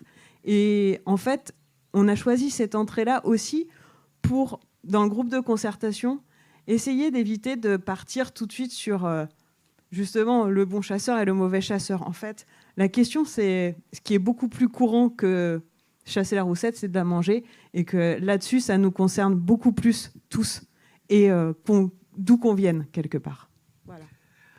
Voilà, merci pour votre intervention. Est-ce qu'il y a dans le public quelqu'un qui veut intervenir? Oui. Bonjour. C'est pour une question, là. C'est pour savoir pourquoi on a 3 codes de l'environnement ici en Calédonie. Il y a le code de l'environnement province Nord, province Sud, province des îles. Tout à l'heure, vous parlez des roussettes, il n'y a pas de limite. Pourquoi il n'y aurait pas qu'un seul code de l'environnement ici chez nous? Voilà, il y a effectivement 3 codes de l'environnement. Donc, comme j'avais posé la question aussi tout à l'heure, que la roussette, elle traverse, mais sauf qu'il y a 3 codes sur l'environnement, donc les libres de l'autre côté, pas l'autre côté. Alors, 3 codes de l'environnement, effectivement, oui. Il y a 3 codes de l'environnement parce qu'il y a 3 provinces et parce que la loi organique, par le critère de compétence générale, fait que ce sont les provinces qui sont compétentes en matière d'environnement. Alors, une fois qu'on a dit ça, on n'a pas complètement répondu à votre question qui est pertinente. On pourrait imaginer, et on essaye de le faire, on a déjà essayé de le faire, notamment dans un grand nombre de domaines de la pêche, dans certains domaines de la chasse, de discuter avec les 2 autres provinces, enfin de discuter entre provinces, pour essayer d'avoir des choses qui sont harmonisées. Après, je vais faire une remarque, mais qui est une sorte de boutade, quoi. Mais c'est que on a déjà du mal à se mettre d'accord nous à l'intérieur de la province. Alors après, il faut aller être d'accord avec les 3 autres provinces sur des sujets aussi importants. C'est parfois pas évident. Mais je sais, vous avez raison, ça fait partie des difficultés, d'autant plus qu'elles ne correspondent à aucune réalité écologique, puisque comme on l'a dit, les roussettes, elles, les limites des provinces, elles s'en fichent. Donc mais je peux pas, en tant que moi je suis employé par la province Nord, je peux rien faire d'autre que proposer des mesures pour la province Nord, et les collègues en province Sud font la même chose, et en province des îles la même chose. Voilà. Est-ce que ces éléments... Je voudrais compléter quand même sur l'histoire des codes de l'environnement. En ce qui concerne la chasse et la pêche, on est relativement proches. Les codes se ressemblent quand même ils sont assez proches.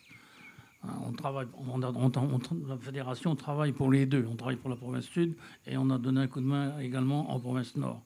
Vous voyez, donc on essaie d'harmoniser, si c'est possible, les codes de l'environnement du côté chasse, pêche aussi, je pense, que ce soit à peu près identique dans les deux. Voilà. Il y a une certaine volonté aussi, quelque part, de ne pas enfreindre les règles quand il faut, je suppose. Je dis ça parce que... nous sommes toujours, je suis du milieu aussi, donc par exemple au niveau de la province des îles, on chasse les roussettes en province des îles et on va faire le commerce en province sud ou ici. Donc c'est une réalité et il faudra que des éléments de réponse soient amenés pour que la protection de la roussette se fasse ici, mais aussi dans les 2 autres provinces, et que tout soit cohérent pour le pays, bien sûr, demain. Tu as des éléments de complément, Vincent? Oui, je voulais rajouter aussi que que ce qui fait le caractère particulier de notre pays, par rapport à son statut, tout ça, c'est que justement, les lignes, elles peuvent bouger. C'est ça qui est intéressant pour nous quand on travaille dans le groupe de concertation, parce qu'en fait, c'est innovant, les méthodes. Ça veut dire que quand, par exemple, il y a une question comme ça sur les codes de l'environnement, eh ben, on se rapproche de ce qui pourrait être plus efficace. C'est-à-dire qu'après, c'est pas pour dire, c'est pas, en fait, on peut rester positif dans le fait que ça peut bouger, parce qu'on est dans un pays où les choses, elles peuvent bouger. C'est-à-dire que si jamais on dit qu'un jour, il y a un code pour tout le pays, c'est pas qu'un rêve, ça peut aussi se faire. Mais ce qui est bien dans la méthode qui est prise là, ici, dans le groupe de concertation et le forum, c'est que justement, il y a des avis de la population qui remontent. Et c'est ce qui fait, je répète, en fait, c'est ce qui fait le caractère particulier de notre pays. C'est que justement, il y a des choses qui peuvent se faire et être exemplaires pour d'autres pays. Parce que nous, ici, on a réussi à mettre en place des choses qui sont justement différentes qu'ailleurs. Ça veut dire que c'est possible d'arriver à ça, un code pour le pays. Et pour ça, il faut que justement, ce groupe de travail, il dure dans le temps. Parce que du coup, il faut qu'il y ait du suivi, quoi. Pour qu'on continue à refaire monter les nouveaux éléments qui viennent de la population, pour qu'on continue de faire descendre les éléments qui viennent de l'administration ou des scientifiques vers les populations. Il faut que ça continue, ce groupe, pour qu'on justement on puisse faire changer, faire bouger les lignes, pour que ça soit plus efficace.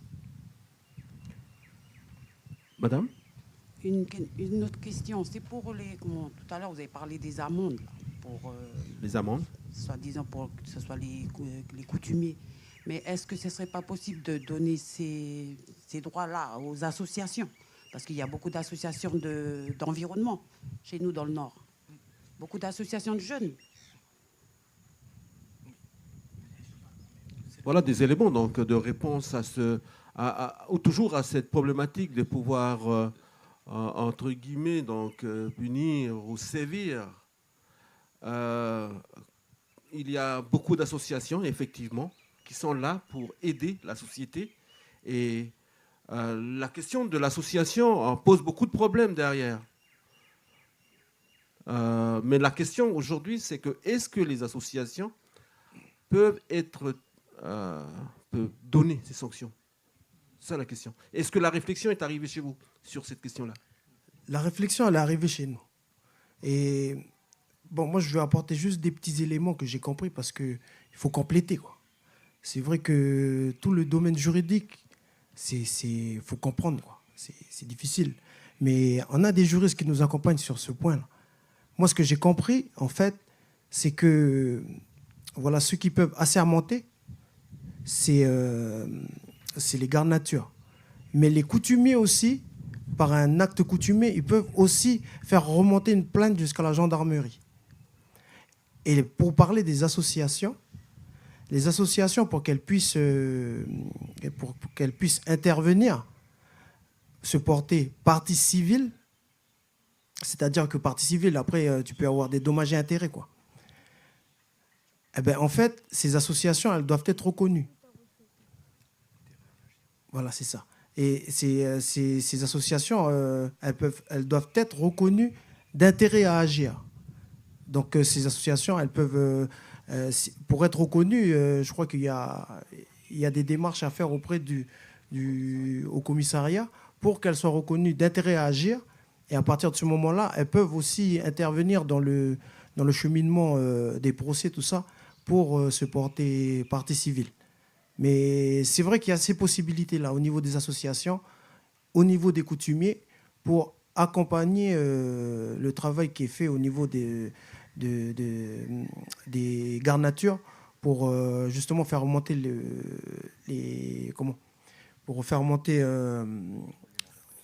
pour contrôler la réglementation et que ainsi ça peut arriver chez les autorités compétentes en termes de justice jusqu'au tribunal, quoi. Merci. Merci donc de votre intervention. Vous avez d'autres questions? Un complément donc, qui vient de Malik. C'est juste pour compléter. Vincent, il a parlé humblement, il a dit que ça faisait partie des discussions. Mais même au-delà, ça fait partie des propositions qui ont été faites par le groupe. Quand on parle d'élargir les possibilités d'assermentation au-delà de ce qui est possible à l'heure actuelle. Donc à l'heure actuelle, les agents qui peuvent assermenter, c'est uniquement les agents de la fonction publique. Et dans les propositions de gestion, il y a 2 volets qui concernent la possibilité d'assermenter des gardes privés, par exemple. Notamment, par exemple, ça peut être le cas de membres d'associations environnementales. Et également la possibilité d'assermenter les coutumiers. L'idée, c'était de couvrir le plus large territoire de la province possible. Et comme on travaille beaucoup avec les associations, l'idée, c'était aussi de leur donner un peu plus de possibilités pour agir pour leur environnement. Et à l'heure actuelle, les associations, elles ont déjà la possibilité de porter plainte, les associations environnementales. Mais c'est vrai que c'est une démarche qu'on n'a peut-être pas l'habitude de faire, mais qui est déjà possible. Et l'une des propositions du groupe, c'était vraiment d'aller plus loin et qu'ils soient assermentés au même titre que d'autres agents. Il y a un avantage sur la question de l'association et d'être dans le groupe, puisqu'on est plusieurs et c'est un groupe. Et souvent, on se connaît. Le problème de l'individu, c'est toujours difficile. Après, il y a des conséquences assez négatives de nos relations entre nous, etc. Donc, je suppose que c'est ça aussi les éléments qu'il faut amener. Oui, l'idée, c'était de voir comment des groupes de personnes, elles pouvaient agir sans le faire de manière personnelle. Donc, c'était pour ça qu'on s'est intéressé à cette question. Une dernière question. Qu'est-ce que vous en pensez des zones minières où il y a des nids de roussettes? Voilà ma dernière question. Merci. La question sur les zones minières. Oui, voilà, où il y a des nids de roussettes. Où il y a des nids. Voilà. Qu'est-ce que vous en pensez? La mine ou les roussettes? Ou les nids de roussettes? Je vais simplifier. Je ne sais pas, Nadia, si tu veux bien. C'est bon, c'est... Ah oui, d'accord. On va se rapprocher des opérateurs miniers. Donc, peut-être revenir sur les différents, voilà, les codes de l'environnement. Donc, comme l'a dit Jean-Jérôme, hein, donc la loi organique dit que l'environnement, c'est une compétence des provinces, comme on en a 3. Voilà. Et nous, ici, en province Nord, on rencontre souvent des problèmes avec les habitants de Pauillac, parce que c'est une commune limitrophe. Et donc, ça se répercute sur le crabe. Parce que là aussi, le crabe, c'est comme les roussets, comme tout animal, hein, ils n'ont pas de frontières. Hein. Le crabe, il a envie d'aller dans ce trou qui se trouve dans la province sud, il y va, quoi. Et donc, mais voilà, la réglementation, elle est différente. Donc, comme je dis souvent aux agents quand on se retrouve dans des espaces autres que cela, c'est que s'il y a un point commun que l'on peut retrouver pour la protection de telle espèce, il faut l'harmoniser. Je veux dire, c'est trouver un code pays là-dessus, quoi. Donc, voilà, donc ce sont des... C'est pas évident, hein, c'est pas évident parce que chaque province, après, défend son territoire. Hein. Son territoire, mais on essaie de trouver des points communs comme ça qui nous permettent d'harmoniser. Parce que ce que l'on recherche aussi, c'est l'harmonisation pays. Voilà. Mais il faut qu'on en discute entre nous, hein. C'est parce que ce n'est pas toujours évident. Même au sein d'une même collectivité. Hein. Donc, Jean-Jérôme, il parlait qu'il faut qu'ils s'entendent entre services. C'est comme nous aussi, hein. Je veux dire, au niveau des élus, mais on essaie d'aller jusque-là. Et donc, comme dit aussi Vincent, je veux dire, on peut faire bouger les lignes, ce n'est pas quelque chose de figé, il faut simplement s'entendre. Voilà. Ensuite, par rapport aux mines. Aux mines, donc, on a le code minier dans lequel on a le volet environnement. Hein, et c'est ça qui nous permet de regarder tout ce qui est écosystème que l'on peut protéger autour d'un site minier. Hein. Et donc, les opérateurs miniers sont bien conscients de cela. Et donc, c'est à nous de cartographier le site et dire que, voilà, par exemple, là, il y a une forêt sèche. Et là, il y a une source. Donc, et là, il y a un nid. Donc, il est de notre devoir à assumer entre nous pour que ces espaces-là soient protégés. Et donc, voilà, mais nid de roussettes, oui, mais enfin, moi, je parle plus des forêts sèches, là, et des sources que l'on protège. Mais c'est par le biais de ce code de minier. Ce que vous dites simplement, c'est que sur le code minier et sur le code de l'environnement, etc., il y a des moyens de pouvoir protéger aussi bien les nids que les roussettes, que les autres... Exactement. Je veux dire, on a ces deux codes qui nous permettent de réagir, quoi, et de pouvoir apporter notre pierre, je veux dire, pour la protection de ces espaces-là. Il y a des codes coutumiers. Monsieur Tchibaou, donc pour discuter, pour continuer, qu'est-ce que vous avez des... Non, je voudrais juste faire le parallèle sur la question mine et préservation. C'est le cas sur les propriétés privées aussi, où voilà, de la même manière qu'on peut avoir des nids sur des propriétés privées, là on place la question sur une concession minière. Ça se passe déjà, où ça se fait déjà, où la province peut faire valoir la préservation de cet élément de la biodiversité. L'exemple je dis pour la partie culturelle, parce que moi je défends ma paroisse, c'est que la partie culturelle, elle étoffe aussi ce volet-là. Lorsqu'on préserve ces espèces emblématiques parce qu'elles ont du sens pour nous, pour nos populations, pas simplement parce qu'elles participent de la biodiversité et c'est hotspot de biodiversité mondiale, ça c'est bien pour le monde, mais c'est déjà d'abord bien pour nous. Et que les éléments culturels, je fais le lien par rapport à la méthode que l'équipe là, avec Malik et puis Philippe et puis Jean-Jérôme, ils ont abondé, ça permet encore plus de donner du sens à la préservation de cet animal. Parce qu'on non seulement on ajoute le volet qui est celui de la faune, la flore, prendre conscience qu'on fait partie d'un tout, c'est aussi donner une dimension qui la rapproche de nous les hommes. C'est juste ces éléments-là que je voulais partager parce qu'on le fait déjà pour ce qui est pas simplement des éléments d'environnement, mais aussi pour si on trouve un site culturel sur une zone minière, on cartographie, on fait l'enquête culturelle dessus et puis après on discute avec le propriétaire privé ou celui qui est minier pour déterminer les zones de préservation, enfin les zones dans lesquelles on peut préserver ces éléments-là de culture ou de biodiversité. Voilà. D'autres interventions dans le public? Oui, il y a quelqu'un qui veut répondre. Le micro peut circuler derrière vous, à ma droite.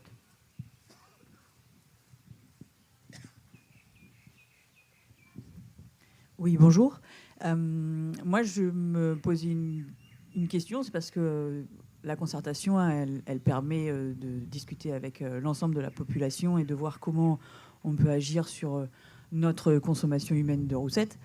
Et après, il y a quand même un autre prédateur de la roussette, qui est le chat à arrêt, qui mange des roussettes, mais qui mange aussi des oiseaux et des lézards, et qui a un très fort impact, semble-t-il, quand même, sur ces espèces-là. Est-ce qu'il y a des mesures aussi qui peuvent être prises pour la réduction de cette population qui est quand même un prédateur? Si j'ai bien lu les panneaux, on mange, nous, 8% de la population de roussettes, ils en mangent 7%.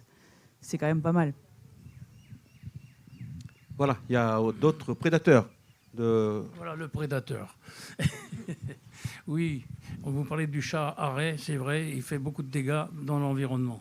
Nous menons déjà des campagnes importantes sur les sites miniers d'ailleurs, de capture et de régulation des chats. Partout où on se trouve, c'est-à-dire en province sud également, parc de la Rivière Bleue, parc des Grandes Fougères, dans tous aussi les parties sylvicoles qu'on surveille pour la protection, c'est-à-dire contre la lutte contre les cervidés et puis les cochons. Et quand on rencontre les chats, ils n'ont pas de chance en général. Voilà. On fait déjà de la régulation sérieuse sur le chat arrêt partout où on peut. On travaille sur environ 50 000 hectares quand même en province sud. Ça fait quand même des grandes surfaces qui sont surveillées et partout où on trouve du chat, on l'élimine. Voilà, tout simplement. Mais c'est déjà le chat arrêt, c'est-à-dire la Fédération de la faune et de la chasse, travaille beaucoup sur la régulation du chat arrêt. Malik ou Nadia? Comme je l'ai dit ce matin, hein, je veux dire, on peut citer toutes les menaces. Hein. Je veux dire, toutes les menaces, mais ces menaces-là sont liées à l'homme. Hein, parce que le chat arrêt, c'est un chat domestique au départ. Donc, ceux ou celles qui ont des chats chez eux, hein, donc ça, c'est un appel. Déjà. Voilà. Il faut déjà bien surveiller vos chats. Faites en sorte qu'ils ne s'échappent pas dans la nature. Parce qu'une fois qu'ils se barrent de la maison et que tu ne fasses pas attention, elle va se coupler avec un autre chat. Et puis on se retrouve avec des chats arrêtés tout partout. Là. Donc il y a déjà une première action, c'est déjà bien surveiller ton chat à la maison. Parce que les chats arrêtés, si je ne me trompe pas, ce sont des chats domestiques au départ. C'est comme les chiens. Hein. Je veux dire, les chiens, si tu ne les surveilles pas, si tu ne les élèves pas comme il faut chez toi, ils vont aller chercher à manger ailleurs. Ici, à Yingen, je sais que quand il y avait, il y avait une expérience là, sur la lutte contre les cerfs, hein, c'est avec Dayoubik. Parfois, les gens, ils reviennent, ils me disent, on se fait attaquer par des chiens. Hein? Ce sont des chiens qui étaient des chiens domestiques au départ. Tu ne le nourris pas à la maison, il se sauve, et après, il devient un chien errant et un chien qui essaie de te courir après. Hein? Donc, la première des choses, c'est déjà bien surveiller ces animaux que vous voulez garder chez vous, que vous voulez élever chez vous. Donc, c'est la première des choses. Ensuite, après, comme toutes les menaces, le feu, hein, c'est pas l'allumette, elle ne s'allume pas toute seule. Hein. Donc, c'est toi qui allume ce feu-là. Donc, voilà. Donc, toutes ces menaces-là, on a beau les citer, on peut faire une liste, mais c'est déjà lié à l'action de l'homme. Donc, ça veut dire que là, je renvoie ça sur le comportement de l'homme.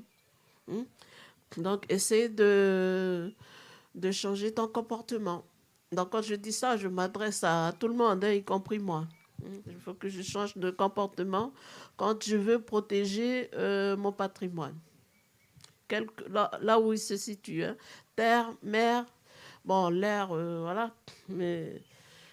c'est déjà à commencer par toi-même, ton action propre. Est-ce qu'il y a des mesures en fait qui sont mises en place ou qui sont en réflexion justement pour qu'il y ait peu de chats errants ou des chats qui se sauvent, etc. Donc il y a eu des campagnes de stérilisation pour éviter qu'il y ait des chats qui retournent dans le milieu naturel. Le problème à l'heure actuelle, c'est que finalement le chat arrêt, il est partout en Nouvelle-Calédonie.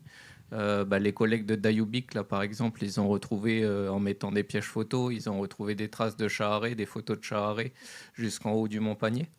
Et à l'heure actuelle, on n'est pas en capacité, du moins on n'a pas les moyens nécessaires pour pouvoir lutter efficacement contre cette menace. Par contre, la chasse, ça dépend directement de nous. Donc la chasse et le braconnage, ça dépend directement de nous et ça, on peut agir rapidement. Vu l'urgence, c'est pour ça que nombreuses des mesures, elles concernent plutôt la chasse, mais il y a aussi des mesures plutôt sur identifier des moyens de lutte efficaces contre les chats arrêts. C'est aussi un point que le groupe a soulevé. À l'heure actuelle, il y a le Conservatoire d'espaces naturels qui mène un gros travail appuyé par les scientifiques et les provinces pour pouvoir identifier comment on peut lutter efficacement, mais sans utiliser notamment des poisons qui seraient problématiques pour le reste de l'environnement et potentiellement pour nous aussi, les hommes. Nous arrivons pratiquement au terme de la table ronde. Une dernière question. Oui, rapidement, une question qui va dans le sens de ce que vous mentionnez. Alors une question peut-être pour Malik et l'équipe de concertation, c'est est-ce qu'à ce stade, il y a une réflexion sur les mesures qui auraient le plus d'impact?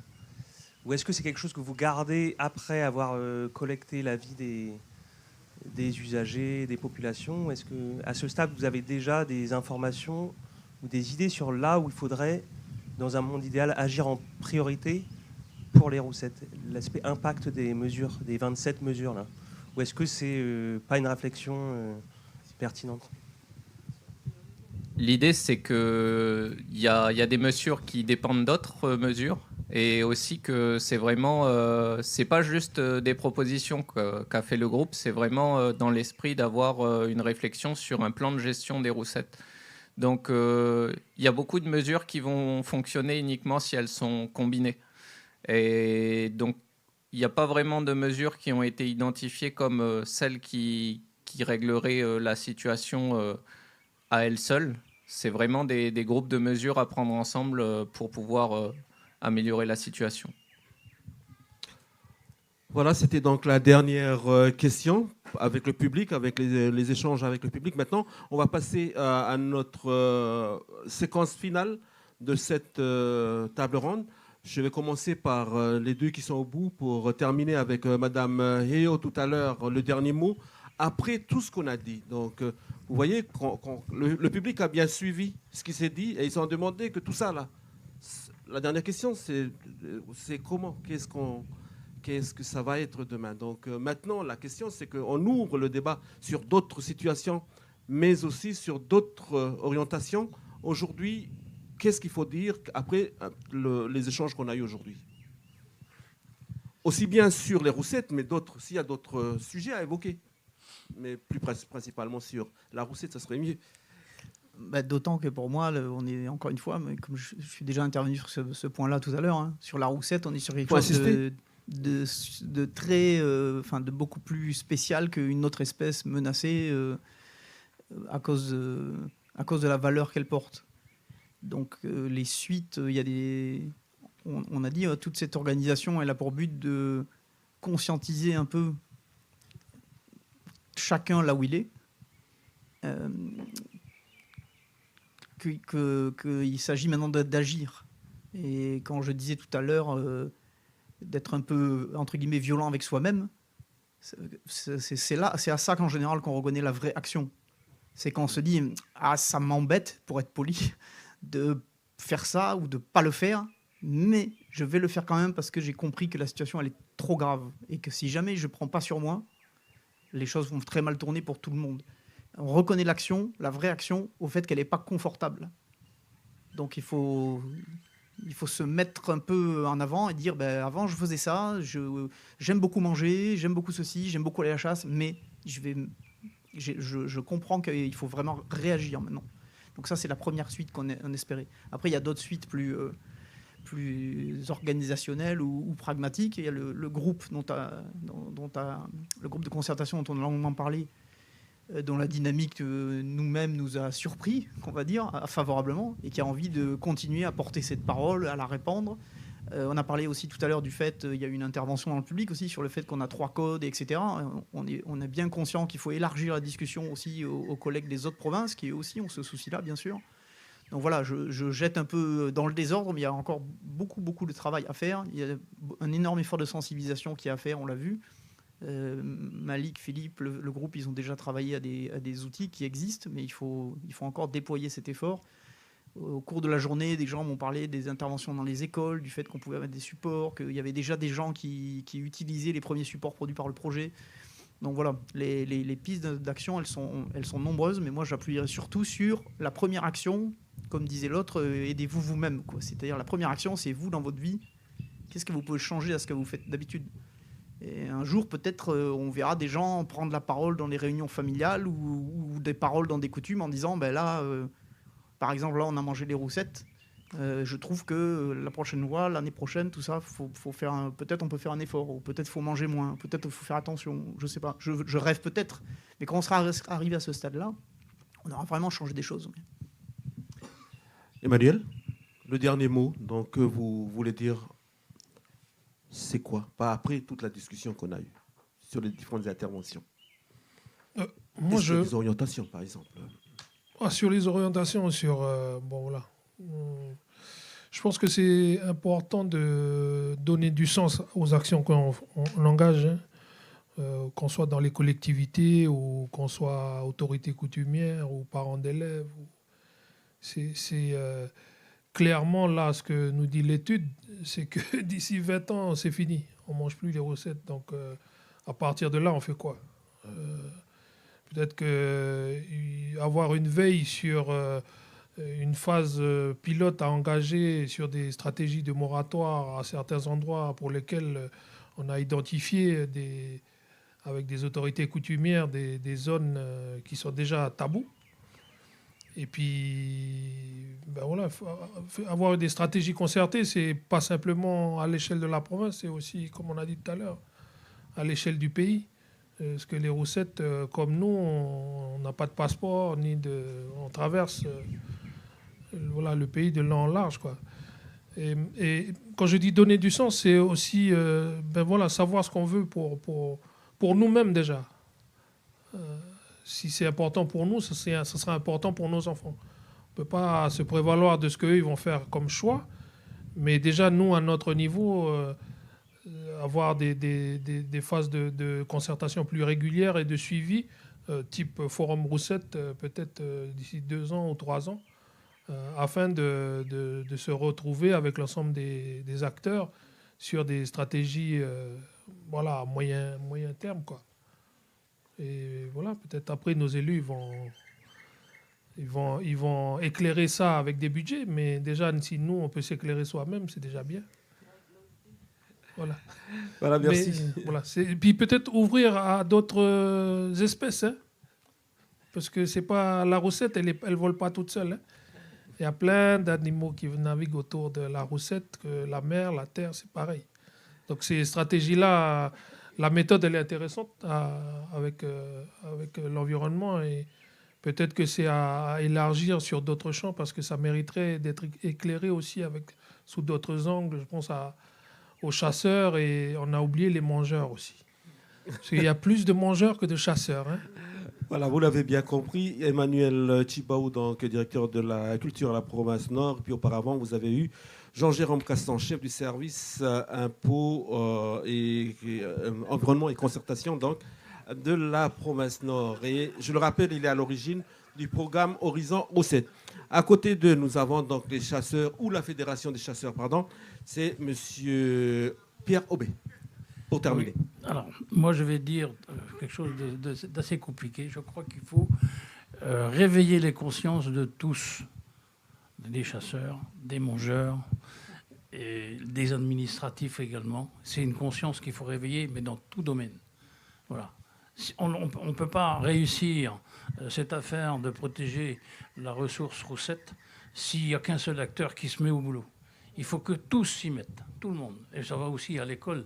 Je pensais même à une chose, parce que je suis un enseignant retraité de l'éducation nationale, donc je peux en parler. On pourrait peut-être même le mettre dans le programme primaire de l'école primaire. Et pourquoi pas?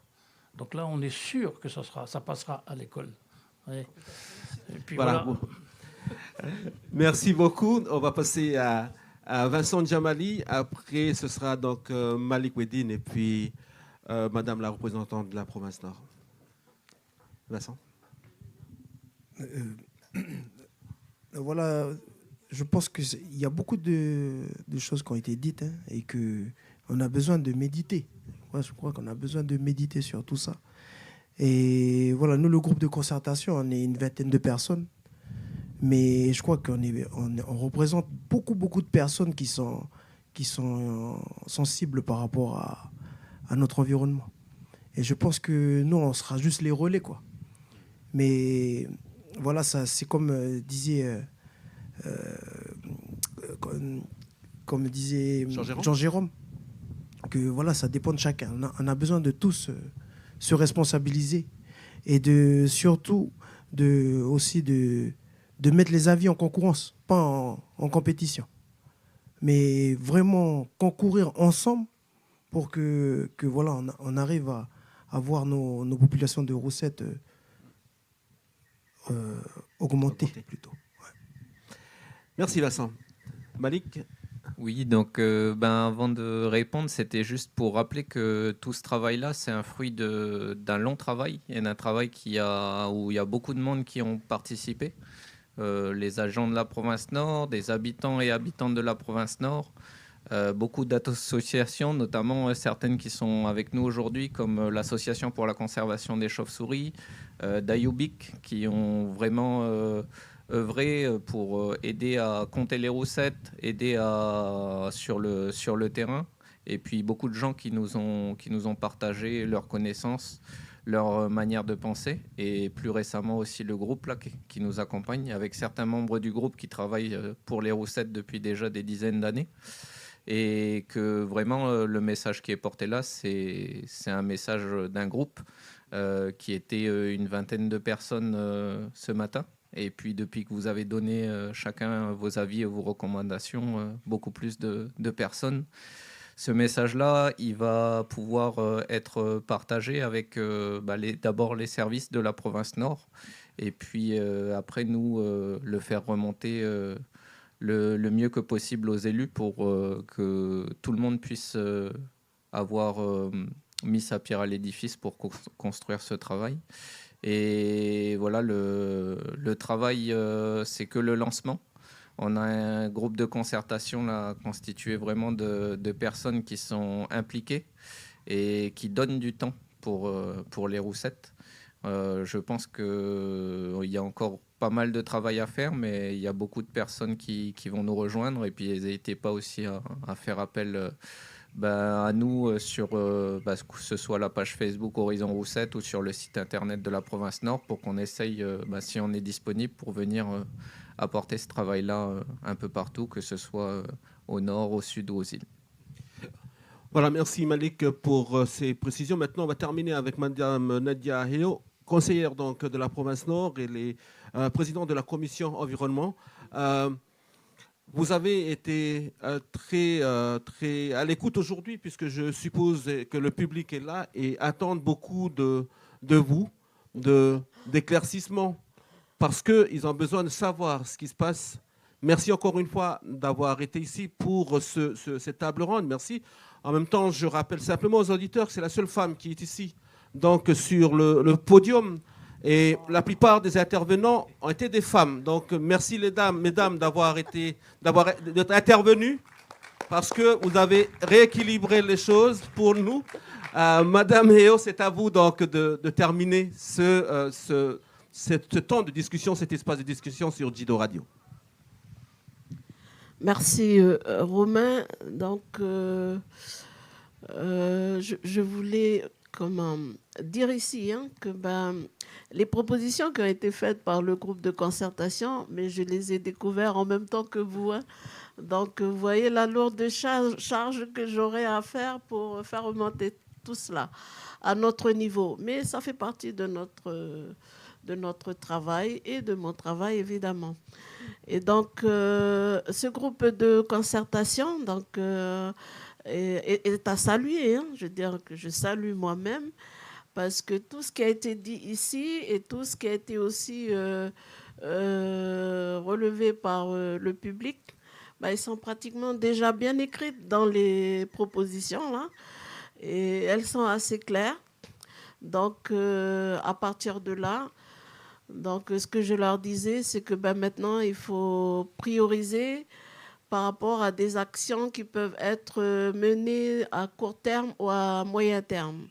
Parce que vu le déclin de la population de la Roussette, je pense qu'il faudrait agir dès maintenant. Et quand je dis agir dès maintenant, c'est plus à court terme. Mais comme je l'ai dit tout à l'heure aussi, moi j'ai une ligne rouge. Je veux dire, on a une contrainte budgétaire, mais avec tout ce qui est dit, avec toute l'association de tout le monde là, je veux dire, les coutumiers, les associations, la population civile, et la fédération des pêcheurs, chasseurs, pardon, parce que je suis toujours avec les pêcheurs. Bah, c'est la même lutte. Je veux dire, voilà. Donc vous, c'est sur terre, eux, c'est sur mer, mais c'est toujours pour la sauvegarde de notre patrimoine. Et donc, ce sont des arguments qui me permettent aussi après d'arriver auprès des élus là-haut et leur dire que voilà ce qui ressort de cet espace Horizon Roussette. Et à nous maintenant de dire qu'est-ce qu'on va prioriser aussi à notre niveau. Mais ce qu'il faut retenir là, c'est que ce ne sera plus la province toute seule qui va mener les actions, mais ça va être tout le monde ici présent. Donc, c'est bien ce que j'ai compris de la concertation. Et ensuite, ça, pour un objectif bien précis, préserver notre ressource. Parce que comme je l'ai dit ce matin, il faut que cette ressource-là, la génération qui viendra, la voit en réel, pas en image. Et que s'ils veulent aussi la toucher, c'est toucher l'animal réel.